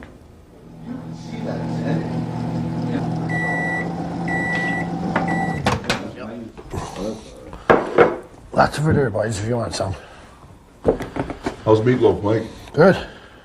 Mike Newman lives in a house with 5 other inmates. Roy get home? No, Roy's not home yet. No? Jim's in here for murdering his wife. Paul's in for assault and having a restricted weapon. Sandy's in for impaired driving, and Mike, well, the last time they got him was during a break-in. How's meatloaf, Jim? I think she's bringing in one of the... Well, of course, we set down rules and regulations amongst ourselves in reference to chores, different chores that we had to do throughout the household and keeping this household up. And we all agreed to doing that, and we try to get along with each other as best as possible, and some of us do become friends. But not Or everybody. acquaintances. Not everybody. What, they call count already, did they? Oh, man, we gotta get up there. It's 4:45, time for a head count. Hello, David. How are you? Not bad, buddy. Yourself? They're all in minimum, either because they're no longer considered a threat to public safety, or their crimes were minor to start with. In Mike's case, he's worked his way down from maximum. Oh, she's clear? I gotta do a bit of laundry, too. So this is home. When most people think of prisons, they think of guard towers and high walls. Well, here at Westmoreland, there are no fences, no barbed wire. There are not even bars on the windows. Hi, ladies. Number 4. Wednesday is grocery day at the small supermarket on prison grounds. Each house gets a credit of $4.10 per inmate per day, a budget of about $170 a week to buy food for the house. The inmates have to agree on the list and make sure the supplies last the week. If they run out, the inmates go without. After years of being fed, clothed, told what to do and when, here the inmates have responsibilities: doing laundry, cooking, managing a budget. I was approximately 10 years old when I entered the system. For what? Well, at that point in time, I had set fire to my family home. The warden at one prison once described Mike as one of the most dangerous men to ever pass through the gates of a maximum security prison. He was the leader of some of the toughest gangs in some of the country's meanest prisons. Mike never killed anyone, but he was violent, very violent. This is Mike in 1989, when he was declared a dangerous offender, an extreme classification. He'd been charged with assault again after a brawl in this bar where he slashed a woman's face with a broken beer bottle. Mike says he's working on coming to terms with his violent behavior, something he blames on a childhood without many breaks. Sexually abused by a neighbor when he was just 6, and again at age 10 in reform school. I turned to alcohol at a very early age in my life, too, at the age of 10. 10? About 10 years old. And became an alcoholic in that over the years. When I drank, it just shut down all my reasoning and thinking, and all that stuff that I was suppressing just seemed to come up at that point in time in my life. And when it did come up, it was violent. You know, there was a lot of anger and a lot of bitterness and hatred there. Dangerous offender status is like a life sentence, in that Mike's prison term is indefinite. Basically, he's here until they decide he can go, and even then, he'll be on parole for the rest of his life. But when I got the indefinite sentence, I said to myself, well, the system's got me now. I always had a fear about dying in prison. I didn't want to die in prison. Where are you? You got a few minutes? Certainly, Mr. Newman. How you doing? So Mike, the notorious ringleader, quit running the gangs in prison and began trying to change. I haven't raised my hands to another human being in the last 12 years of my life. And I feel good about that. Maximum sentence for that. When Mike was released on parole in 1996, his story, a dangerous offender, released from jail and trying to rehabilitate himself, was documented by CBC News. He found God, kicked the booze, was reunited with his wife of 18 years, became a chaplain and worked with inmates, spoke at schools. But 3 years later, a personal crisis, he started drinking again, got into debt, and got nabbed during an attempted break-in. He did some time in medium security, but was later judged low risk to public safety and to escape, and ended up back in Westmoreland. What would happen now? Are you ready? I believe I'm ready. I know how to handle stressful situations now. I can stop and I can think about it and try to work it through now. Mike now spends his days working in a furniture plant in Moncton. So whenever we got one like that that drops, we can always screw it. This might be one of the first ones way back. Yeah. It gets me away from the madness. Gets me away from the loneliness. that I feel, that I sense when I'm in prison. Coming home, I just look at the cars that I'm driving by and I think about my freedom, you know. I wish it was me in that car that was driving instead of Buddy, that type of thing. You put up the program, you were to work with it. You were programming back, you were to work with it. Like other inmates, Mike has the nights to himself. Father, this night now, we just thank you for the privilege of... He spends time with the volunteers who drop by from Christian groups. Inmates can also receive visitors at the administration building. Some are occasionally allowed visits by their wives in a private setting. In other words, they have freedom to a point. Mike Corbett is the new warden. Put together so Inmates know if they go outside those bounds or if they do other things that they're not supposed to do, they don't stay here. In fact, they transfer to higher security again. But they don't always follow the rules. Until recently, inmates were known to sneak into town to buy booze. Because remember, there's no walls to stop them. I think, why are they there? Marlene Kelly can see the prison from the front steps of her house in the village of Dorchester. Break it up. Another. She has an 8-year-old child and is expecting her second very soon. And she's afraid. She grew up here, but she thinks the prison population has become larger and more dangerous.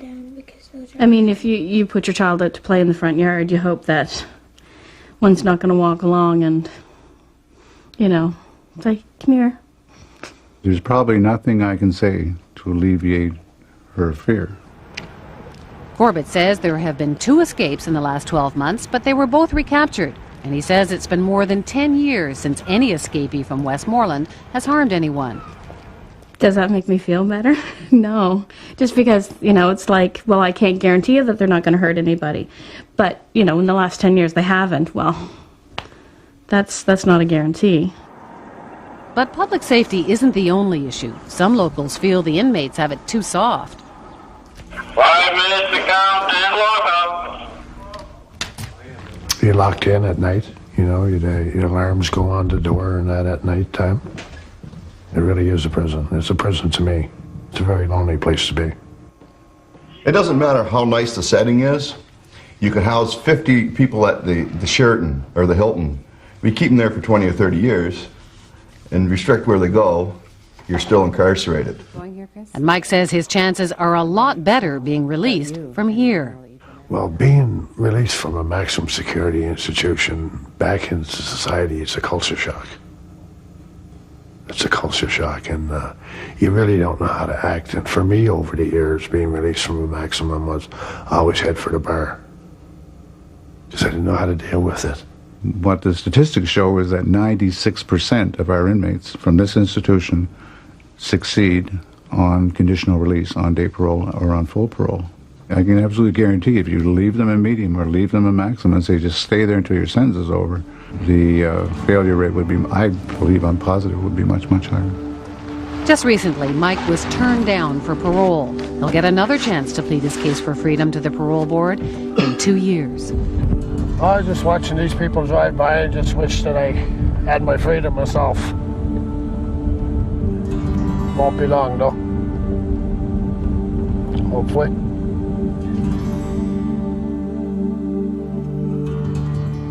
All right, Club Feds. We'll be right back to get reaction to that piece.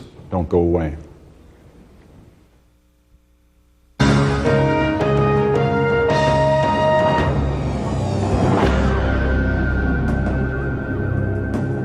And welcome back. Club Feds, minimum security. Does it work? Does it not work? Let's go into the audience first of all. Your thoughts on this?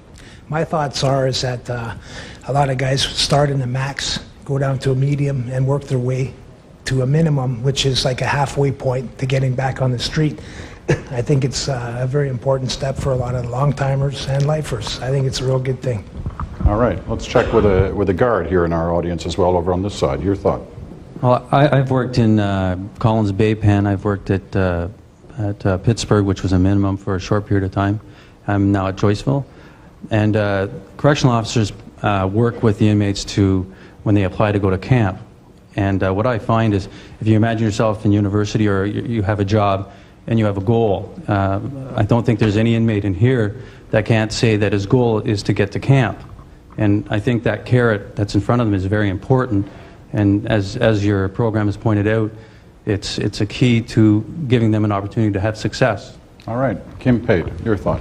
The reality is it's a step into the community, and no matter what people say, people are coming back into the community. And so the best way to integrate people is to have them cascade through. We know that. The successes are there, they've been talked about. And we know also that the more brutalizing an environment you put people in, the more likely you'll replicate that. And it's part of why our organization, for instance, is really concerned that when we look at women prisoners, for example, over half of them, as the correctional investigators recently pointed out, are minimum security. And with the exception of a 13-bed house that's slated for closure here in Kingston, there are no minimum security facilities. So we have huge issues in terms of the lack of community release opportunities for women and the importance of preserving those that exist for men, but also developing particular approaches for women prisoners. Randy White, are you going to make it 4 in a row here? Peter, I agree on the necessity of minimum prisons. I do think the focus has to be on getting individuals off of drugs, making sure they're adequately prepared to integrate into society. I disagree with golf driving ranges on them. I don't think that's a priority. I disagree with transferring Colin Thatcher's horse out for them, that sort of thing. I think the focus should be on the drugs and the jobs. Kevin? Yeah. You've been to the golf range lately? I have been to the golf range, yes. A couple of times. You know, you have to remember something, that most inmates, when they've been on the street, a lot of guys have held jobs, they've had families, they've done a lot of things that have been what's considered normal. However, leisure time is a time when most guys get into trouble, when they don't have enough to do after work. Inside the joint, they're trying to mirror the street. That's why they have things like golf courses and their mini putts and things like that the inmates build with their own money, their own time, their own effort, as a way to try to make things better for themselves. I think that it's important that the people out on the street realize that one day we are coming back. We are coming out there, and would you rather see us go from a place like J Unit with the bucket of knives right back to living next door to you, or would you rather see us coming out slowly, gradually, losing all that armor, losing all the weapons, and coming back to you as normal Canadian citizens? Peter. Okay. Peter? Yeah, Lynn Mars. Kevin makes a really good point, and that is you can't go cold turkey. You have to reintegrate into society.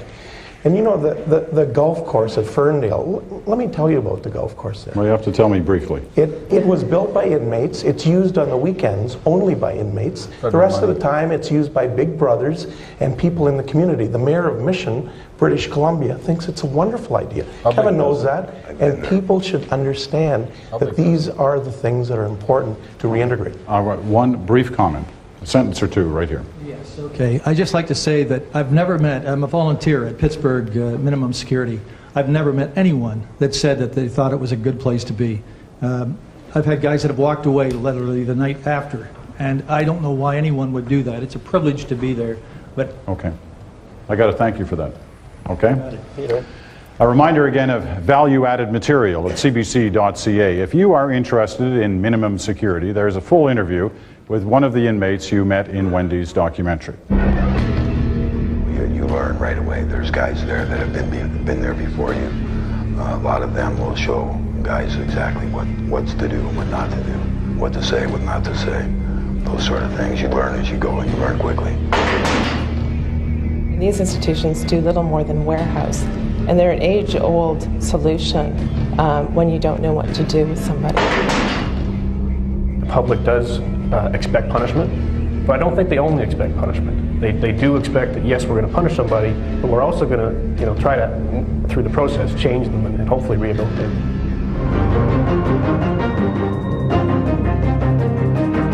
This is a CBC News Big Picture Special. Inside Canada's prisons. From Collins Bay Penitentiary in Kingston, Ontario, here is Peter Mansbridge. Well, we're back now in the chapel of Collins Bay Penitentiary. We've gathered an audience here of inmates and prison staff. At the front of the room, we have a group familiar with prison issues. We'll introduce them to you as the rest of this hour unfolds. First, though, we want to show you two more of our documentaries. Both of them deal with the most dangerous inmates in the federal system. First, Mark Kelly went to Laval, Quebec to report on biker gang members at the Leclerc Institution. Their bikes are as brash as their reputation. They sell drugs. They kill with knives and bombs. Sometimes the target is rival gangs. Sometimes it's law enforcement officers. Sometimes their own people. And sometimes the Hells Angels are caught and convicted of their crimes. The popular perception is once the bikers are behind bars, the problem is solved. Well, not if you work here.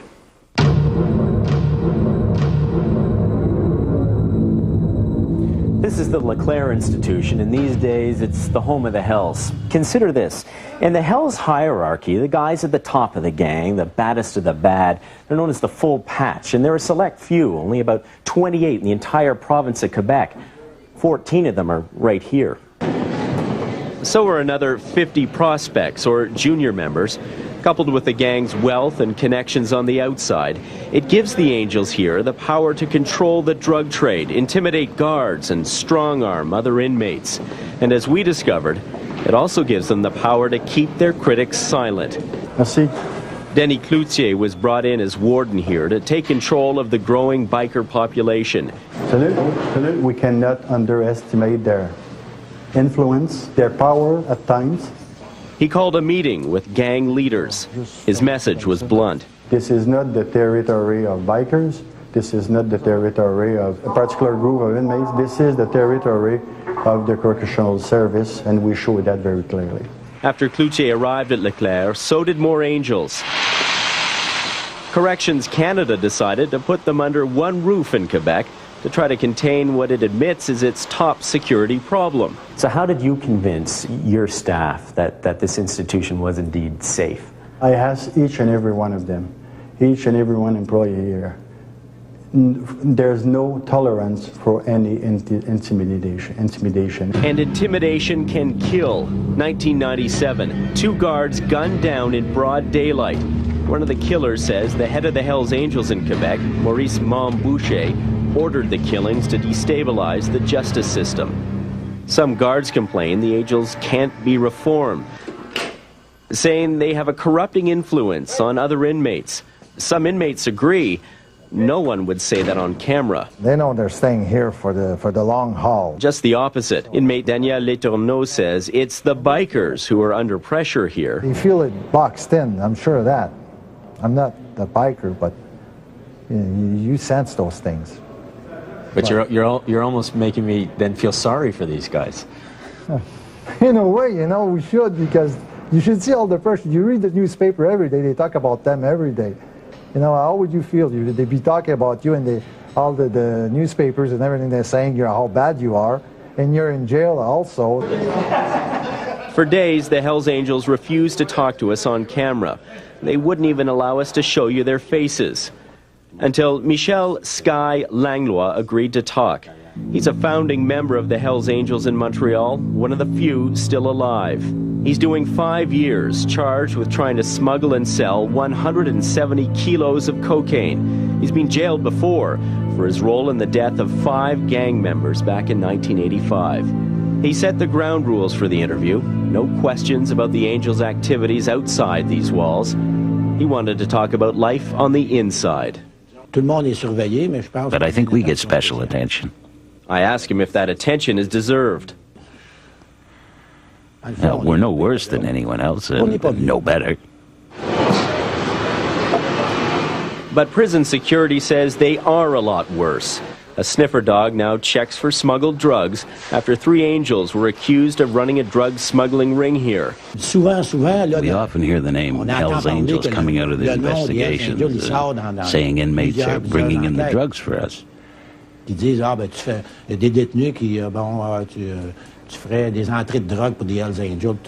that's completely false. We go about our day, and we want to get out of here as quickly as possible. We don't make trouble. We do our time like we're supposed to. But when they do cause trouble, Cloutier transfers them to a maximum security prison, his toughest weapon. Tough but temporary. Most end up back at Leclerc. They got to follow the same rules as other inmates. They cannot have a bunker here in this institution, and they cannot have all the space. But the guards union says maybe the bikers should have their own bunker, a prison of their own, to reduce the threats to inmates, officers, and the system itself. There's the anti-gang law on the outside, and if we need special laws on the outside, then I think we could use them on the inside as well. And as the power struggle continues, the fear, the intimidation, inmates like Daniel Letourneau watch and wait. So who's got the power here? The warden. Cloutier or the Hells? He's got the power. If he's not happy with you, he's been transferring a few of them, so not only them, a few guys. So he's in charge right now. Right now? But, no, let's wait and see. Sky Langlois expects he'll be out of jail in a year, maybe 2. He says time is on his side. That and the angels' power of persuasion. I think they'd have to learn to get to know them. If they knew them a little better, they'd be a lot less scared. Well, before we move on, a reminder that we'll have an expert on the Hells Angels for an online chat after the program at cbc.ca. The bikers make it difficult for authorities because they try to run their organized gangs from the inside. Well, there's another group of inmates who make it tough on corrections and make it tough on themselves. They are men who are considered so difficult to control, so dangerous, that they've been sent to super maximum security at Archambault Penitentiary near Montreal. Sainte-Anne-des-Plaines, Quebec, just north of Montreal. A special prison for special prisoners. Some of Canada's most notorious are here. Like Clifford Olson, he murdered 11 children. Alan Legere, known as the monster of the Miramichi, he murdered 5 people. In the Canadian prison system, this is the end of the line. It's beyond maximum. It's supermax, the special handling unit, known as the SHU, the prison for inmates who are too tough, too violent, and too hot to handle in regular prisons. All you fucking junkie fucking motherfuckers can't even do shit! On this day, the prison routine has been disturbed. One of the inmates has been attacked. The fucking stab a guy and you can't even fucking hurt him! 2 prisoners were in the exercise yard. Quebec provincial police have been called in to investigate. One prisoner stabbed the other 9 times. He couldn't have been planning to get away with it because the courtyard is under video surveillance. Why is the guy in the SHU? Inmate Kevin DeRucci says the stabbing was no surprise to other inmates of the Special Handling Unit, the SHU. The guy's in the SHU for raping other inmates, okay? Transvestites. He's in a population block. He's from protective custody. Of course he's gonna get stabbed.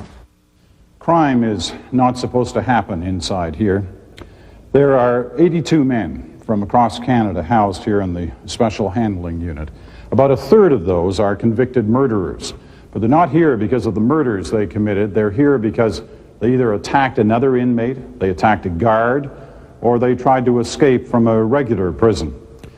Except for the time they spend alone in their cells, they are watched all the time, in their cell blocks or by security cameras monitoring the common rooms where they can meet for a short period of time each day with up to 8 other inmates.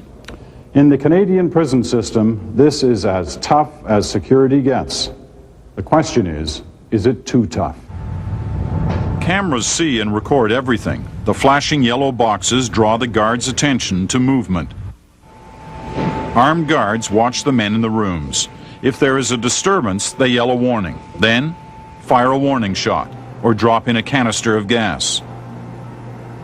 There are reinforcements in the central control room, where all the doors can be locked by remote control and every public area can be seen directly. It's kept dark, so the guards can see out, but the prisoners can't see in.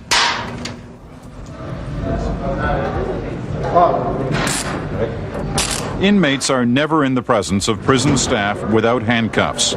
Inmates who are moved are escorted by 2 guards, unarmed, for fear of a weapon being seized. This man has a medical problem. Watch how he's given his medication by the nurse.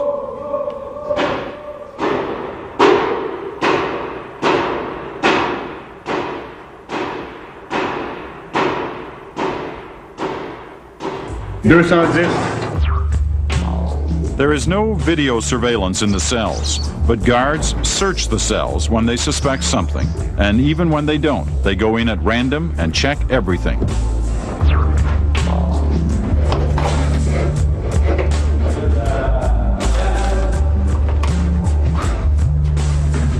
Inmates can buy televisions, stereos, and electronic games. Here's Kevin DeRucci again. He's going to school.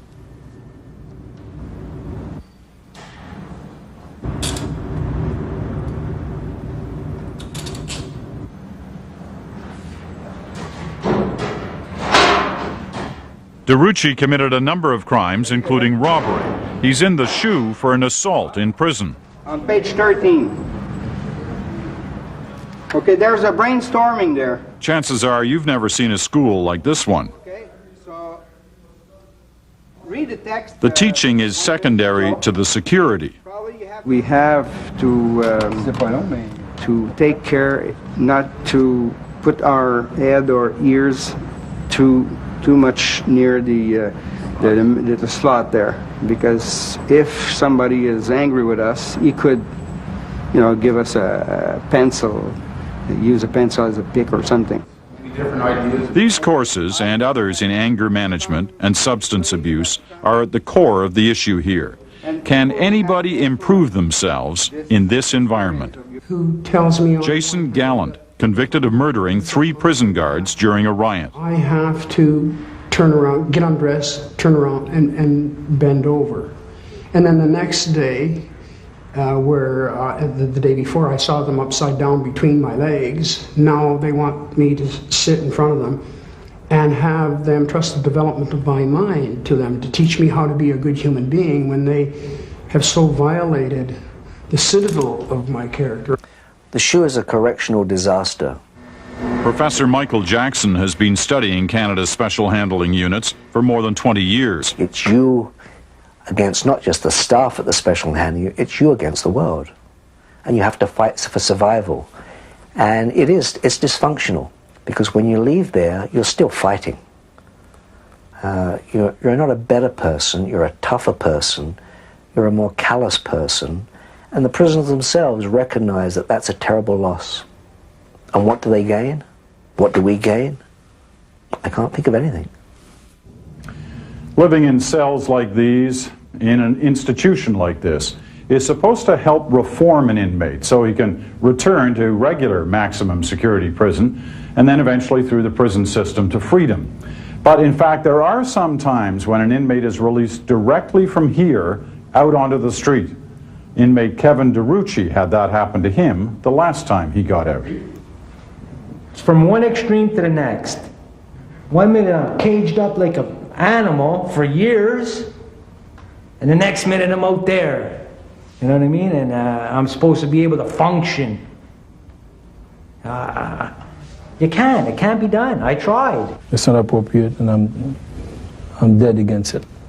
The warden of the special handling unit is Marc Artur Hippolyte. I don't believe in releasing offenders called Turkey into the community.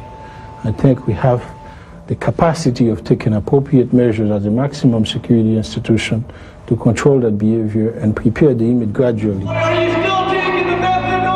But what to do with people like this? The men who are in the special handling unit have problems with anger, problems relating to other people, problems related to problem solving.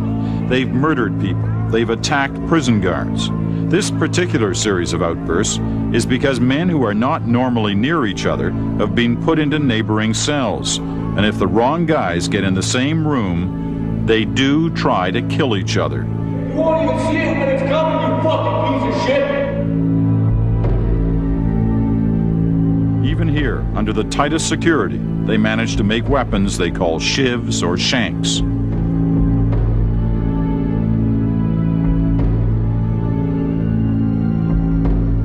Kevin DeRucci used a shank to attack another inmate. Like this person here who I eventually ended up assaulting threatened my life. Threatened my life. Right in court, I'm going to kill you. All over the joint, telling everybody, as soon as I get my hands on him, I'm going to kill him. Guy's a psychopathic killer. He's a punk. He had no fucking heart. Oh, sorry. He had no heart or nothing, and I got him first. You know what I mean? He felt he had to do that. Or he was getting me, without a doubt. Without a doubt. What happened to him? I stabbed him 2 times. He's in a medium security now, and I never got back to me. I've been in maximum ever since. Well, super maximum and maximum. The inmates we spoke to in the Special Handling Unit feel Canadians should know about the conditions there and that they should improve them. I think I'm a man that has some integrity and some dignity. And I find their approach to dealing with, I'll limit it to myself, their approach to dealing with me is appealing to my fear of reprisal rather than my humanity. I'm here for punishment. There's nothing being accomplished here. It's just a very angry place. We have committed crimes and we are wrong and we must be punished. That's obvious. Nobody's denying that. But we don't got to be abused. You know what I mean? We don't have to be treated worse than animals. We don't have to be treated like garbage. You know what I mean? And just because we are human beings, there's always the possibility that something good might come out of each and every one of us.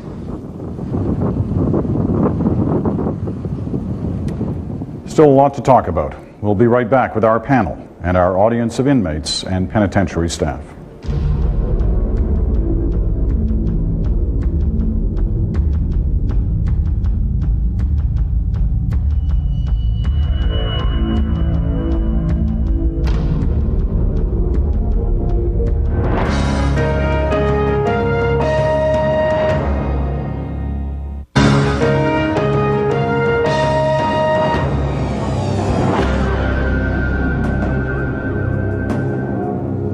Welcome back. Well, for most of the last 3 hours, you have witnessed a look inside Canada's federal prison system in a way that perhaps you never have had before. It's time now to try and sum up our thoughts, both at our panel of experts and here in our audience of inmates and correctional officers and other people interested in the prison system in this country. I want to start it off by reading you a quote. Listen to this. The mood and tenor of a nation can be judged by the way it treats its criminals. I think we've all heard versions of that quote. I'm not sure how many of you know who said it. Winston Churchill, 1910. He was a young man at the time. Brian Stewart, what does our prison system say about our country and the mood and tenor of it? I think it says that we don't pay sufficient attention at times to our institutions, and we've too long left large parts of them in the dark, not penetrated them enough. I think it also says that while that's true about a society, it's also one of the hardest things any society can do to get right, is to get a prison system right, and most countries don't even try. I think the Canadian system does try. It has terrible flaws. It has had disastrous mistakes, but it does try. And it will be interesting in coming years to see how it can build upon some of the successes it perceives within itself, but also correct some of the real glaring errors that are obvious. Kelly, your thoughts on this? Well, you're underscoring some important issues, which is we're asking the system to do a very difficult job and to do conflicting things. On one hand, we're saying punish offenders, be retributive. On the other hand, we're saying reform, rehabilitate, and reintegrate. And to some extent, those goals are incompatible. We know that harsh punishments and punitive and oppressive treatment doesn't work or have an appreciable effect on reducing crime. We do know that people do return to the community inevitably. So it is very important to do everything you can to facilitate that reintegration and ensure that it's safe. And I think that tremendous strides have been made toward that objective, but I don't think we're there yet. I'm going to go into the audience for a moment. This gentleman right here. Yeah. My question is about the inmates that's facing deportation that needs different programs just the same, but they're often either spun or they're not really aggressive in trying to help those that's trying to get help before they go and face their deportation. I'm wondering, why is it? Good question. We'll see if anybody has an answer in a moment. Kim, your thought? I think that's an important issue. I don't have an answer to it. I think that if longer, more brutal sentences made our community safer, then the country to the south of us, the United States, should be the safest place in the world, and we know that's not true. What we're seeing is increasingly the criminal justice system being used as the garbage basket for Canada, for many countries. It's a global phenomenon. What we're seeing is, as we cut back social programs, health programs, education programs, those people who fall through the cracks don't fall far away. They fall to the streets and then very quickly are criminalized. Their survival techniques are criminalized, whether it's carrying drugs across the border, fraud to try and make a welfare check or a no welfare check meet, and increasingly those who were in health systems who during progressive trends were deinstitutionalized are now being institutionalized and criminalized. So we're gradually creating a system which can't say no, can't turn away people, and basically having more and more calls for that to be more regressive by those who are not at risk of being in those systems.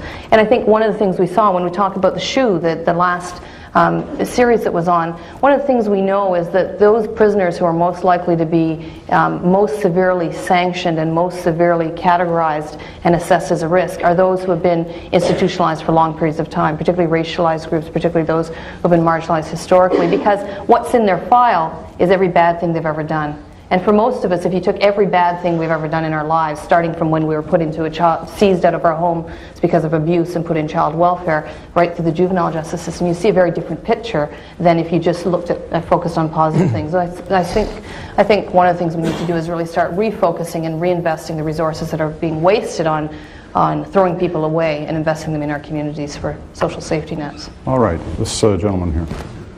I just wanted to say that, like my fellow Con said, a lot of us are getting back out to the community one day, and you know, like it might be fine and dandy for a lot of these guys that need the programming that is offered to them, but you know, once upon a time, the guys were allowed to get into the skilled training, and it's much more probable they're going to get gainful employment if they have, a certificate from skilled training as opposed to a diploma from programming. And kind of on a personal note, I'm a native offender, and the CSC doesn't go far enough, I don't believe, to address the native programming inside. You know, there's different tribes, different cultures, and it's just not addressed. You know, we're permitted one elder, and the government seems to want to just clump us all together. All right, let's ask about that. Can I just touch on the programming issue? Sure, okay. I think what's important, certainly we recognize the importance of skill development, but I think we've also come to the realization that we have to focus on what it is that brought the individual to prison. And it does little good, I think, to train someone as a plumber or as a vocational person if their fundamental problem is that they're a heroin addict or have difficulty with alcohol or any form of drugs. That is the primary need, and until you address that, all of the skill development in the world is not going to keep them out there. And I think that's one of the things that we have, I think, learned over the years, because we've moved away from traditional kind of prison industries in favor of the more... What about the concern about not enough facilities for Native inmates? Well, certainly we're well aware, I think, of the issue of the overrepresentation of Native offenders in our prisons. There is, in this particular region, we don't have a large number, but certainly in the Prairie region there are. And we have made, I think, great gains in providing the programming, but there's still room and more to do, I believe. Steve Sullivan? I think what your show has shown here tonight is that there's no one-size-fits-all for all different kinds of inmates. I mean, there's people you showed from the SHU, Clifford Olson and Alan Legier, who probably should never get out of prison, and the best we can do is warehouse those people. At the same time, you get a majority of the inmates who we probably can help. If we give them the right tools, you have a lady there from Saskatchewan who's begging for help and telling us if she doesn't get it, she's going to do this again. As a victim's advocate, and I've never been accused of being an offender's advocate, I'm a victim's advocate, it's in our best interest to give these people the help they need, the tools they need, but don't go out and do it again. At the same time, there's other inmates who simply, the best we can do is keep them there. The other inmates over here. This gentleman, sorry.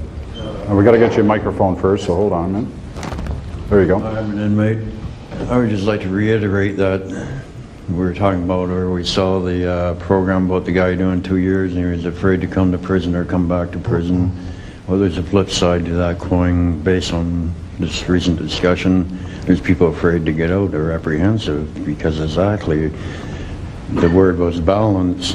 I don't believe there is a balance with enough vocational programs, education opposed to the, say, substance abuse programs, cognitive skill programs. We do have to make a living when we get out there, and self-esteem issues, particularly for me, has to do with making a living when I get out there.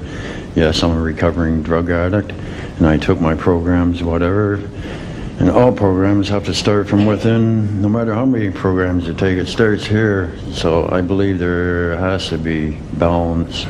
All right, balance between rehabilitation and punishment. Randy White? Well, I agree, Peter. I think today public and victims of crime are more informed. They're more vocal today. They want to see change. Change is inevitable. It's a part of the system evolving as it is. And I think that has to be balanced off with getting inmates back out into society, integrated, free of the problems that they had getting in, which is drugs and alcohol, and trained for a productive function in society. And I think that's where we have to work on. Todd Sloan? Peter, I just wanted to make 2 quick points. First of all, in terms of Aboriginals, we constantly hear the phrase, they're overrepresented. The issue is not that they are overrepresented, because that's a function of their entering the system. The issue is that in every determining factor of how they're treated in their movement towards release, they're at a distinct disadvantage. This is after they arrive in the first place. There was a study in 1988 by the Correctional Service that found this, and it's still found today. It's time that there were an independent review of whether systemic discrimination occurs that is preventing Aboriginals from meeting their release. The second point is, if we're looking for some important words on the Correctional Service of Canada, I think we need go no further than Madam Justice Arbour 5 years ago. And to say that it's a shame the extent to which her recommendations, not just with respect to federally sentenced women, but in terms of the system itself, it's a shame that they've fallen by the wayside, is a gross understatement. Peter. All right. Lynn Myers? Peter, it really is about balance at the end of the day. Justice for society, support for our victims, making sure that people who perpetrated that kind of anguish on victims pay the price, and those are the consequences. But after that, there's rehabilitation. And Corrections Canada, I believe, has a kind of balance in place that's important. It is no secret that other countries come to study Canada's system. I mean, Mr. Cameron from Scotland said, we're the best in the world. France studies us. Denmark and Sweden and others. That's no coincidence. The point is that we have in place a kind of system that does work. Do we need to do more? Of course we do. And I can tell you this much, under Lucy McClung, we are going to see the kinds of work and effective work that will be done in a meaningful way, because she is that kind of person. All right, Brian Stewart spent a lot of time talking to Lucy. Well, indeed, foreign experts do come to study the Canadian system, and they find much they like about it, but there is one thing that often shocks them, and that is just how many people we incarcerate in this country. Right. Mm-hmm. And I go back to a statistic at the top. Why do we incarcerate twice as many people as they do in Scandinavia? We're talking about the corrections. But there's the court system that is dumping people in our prison system at a rate that maybe we should begin to question whether there's not better alternatives to a lot of this prison time. It's more than a court. Okay, Sylvain first, then Kevin. Sylvain? From the union point of view, we're quite happy that the Canadian public had a chance to see inside Canada's prisons. As we see it on the panel, Corrections Canada and the service is always between a rock and a hard place. We have the law and order on one side that tell us tougher sentence and be more rigid, and on the other side we have the human rights advocate who tell us, well, be more lenient. We believe that with the tools that we have, we've done a fantastic job with Corrections Canada. All right. Kevin Brown, you've been eloquent tonight on your thoughts. Save this last minute for you. I think it's important that the Canadian people understand that a lot of what they see in the newspapers, a lot of what they see on TV about us being coddled and kid-gloved just isn't true. We're not given computers and TVs and fancy clothes. We are, by our own doing, ripped from our families, from our loved ones. We are brought to prison. We have to earn every single thing we get. And we have to earn it harder than anybody, because we are paying a debt to society, to victims, to society in general. We have to pay our way. I think it's important that the people know that a lot of us in here are trying our very best to put our lives back on track. We don't want to come back. We don't like it here. We don't like some of the people we live with. We don't like some of the people who have care and control over us. I think it's important that they know that we are human beings too that have made mistakes for whatever reason, whether it be drugs or abuse, or maybe we've been victims ourselves from time to time. And I think that the newspapers and media don't do us justice by when they grab one case that hits the front page and then lump us all in it together and say we're all this and we're all that. Well, we're not all that. We're men that have made mistakes, and we're trying our best to try to come back and be reasonable and be normal people in society. And I think it's important that they know that. All right. Kevin, we thank you very much. Thank all of our panelists. We're going to take one last break. We have one more break, and then we'll be back to wrap everything up. We'll also tell you where you can find more information on Canada's federal penitentiaries.